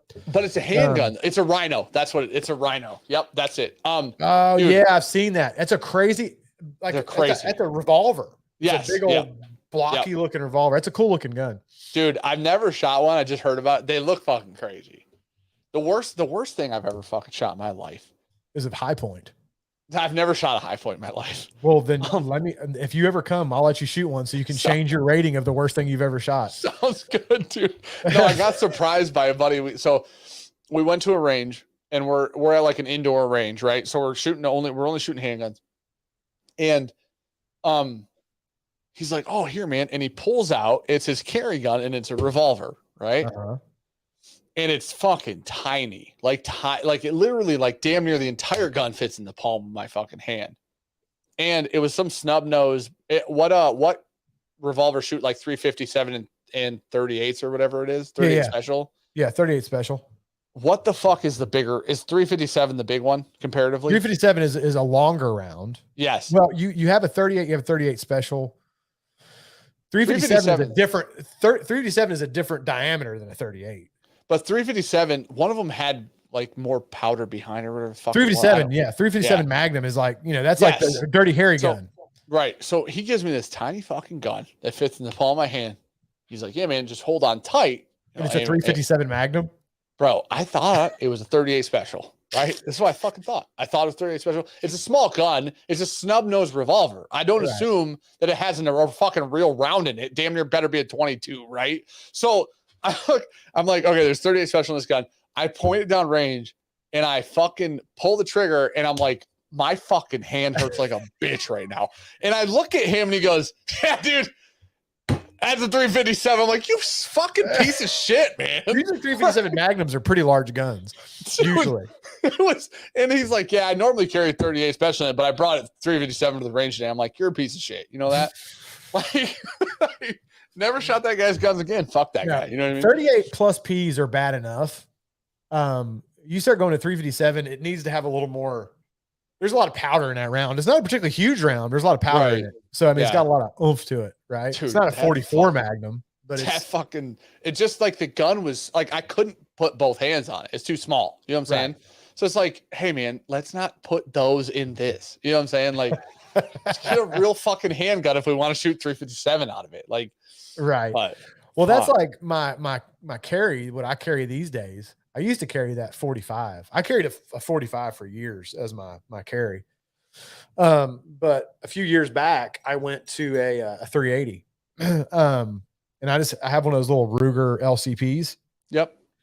And I mean, man, it's not the most fun gun to shoot because it's only a 380, but there's just, it's tiny. It's tiny, man. And you can only really get like a couple fingers on it. So like it's hard to shoot accurately at anything over 10 yards. Like, you know what I mean? And they're like, "Oh, well, yeah, if you can't shoot over 10 yards, what good is it for self, protection?" I'm like, first off, you really shouldn't be shooting it over 10 yards for personal protection, because if you're shooting it further away than that, they're going to be like, "How are you in danger when he was 50 you're a long yards away?" Right. So, I mean, I don't have a problem with it for, protection purposes, but it's not a very fun gun to shoot. It's not painful because it's not that strong of a round, but it's just, it's hard to be accurate with because it's just so small. Yeah, they're small for sure. And they're very snappy. You live in Florida, right? Like that's the thing. I live in the Wild West, buddy. Other than like Texas, you can't get much more free than Florida. Right. Well, but I mean, it's like hot all year. So you guys aren't in like snow pants and shit and coats and shit all year. Well, that's the thing, is I'm in like board shorts and shit a lot of the year. It's a little different. So that LCP, you can actually get the like, it's like a knife clip that actually screws onto the knife. So it's just got a clip that goes down the slide. So you can literally just you can literally just like clip it inside your waistband with the clip. Like, holy shit, dude. That's got wild. A little, there's the screw that comes out of the back. You take the screw out of the back, and then it has a clip that you can actually screw in, and it's just like a knife clip, but it's on a handgun. And then you can just clip it in your pocket. I clip it inside my waistband, and that way, if I don't have a belt because I'm wearing board shorts or whatever, I can still have it on me because it just clips inside my pants. Crazy. Yeah, That's wild. It's super easy to carry. You don't ever print with it. Not that it matters about printing in Florida because most people carry and nobody really gives a shit. But how interesting though. That's fucking crazy. Yeah. Before that, I think the only gun you could do that with was a Keltec. Keltec made like a little bitty gun like that. I forgot the name of it, but then the Rugers started doing it with the LCPs, and it's a great little carry gun, man. That's interesting. I got no complaints. It's much easier to carry than my full size 45 I used to carry on me for that sounds like a fucking nightmare. So. You just gotta have a belt. I had my 1911 in my holster for like a video thing that I was doing the other day. That hasn't been played on the channel. It'll be played eventually, like on a live stream, not as like an actual video. And I was like, fuck, these things are huge. Like, dude, it's the middle of winter here, and I was on my property in my yard doing it, and I'm like, these things are motherfuckers, man. Like 45s are just big ass guns. You know what I mean? Like, well, and the reason I carried it for a while because 1911s, even in a 45, it's a fairly slim gun. It is slim, yes. Right. So like it's easy to carry in that aspect. Yeah. But they're all metal, so they're heavy. There's no polymer in that whole gun. It's all fucking metal, so it's heavy. And if you have a full size one, it's long. It's so not like, small. It pokes out the bottom. Like I had a real hard time at not poking out under my shirt. You know what I mean? Like the bottom barrel hanging out the bottom. So 380, man. Little LCP 380. It's my go-to. Cool. All right. Well, I'm going to shut it down. Let's shut it down. We'll push everybody over to Cheech. I'm sure Cheech is already streaming. If you guys want to hang out, go and click the link at the top of the chat, and it'll take you to Cheech's stream. Real quick, before we jump off, buddy, do you want to say anything? I appreciate you being here and filling in for Sean. Oh, man. Thanks for having me. It's always fun. Anytime, like I've told you in the past, I always enjoy coming on and shooting the shit and catching up and talking to all the peeps and chat. And it's always a good time, man. Anytime. Hanging no out. worries. Sounds good, buddy. Well, I appreciate it for real. So, all right, chat.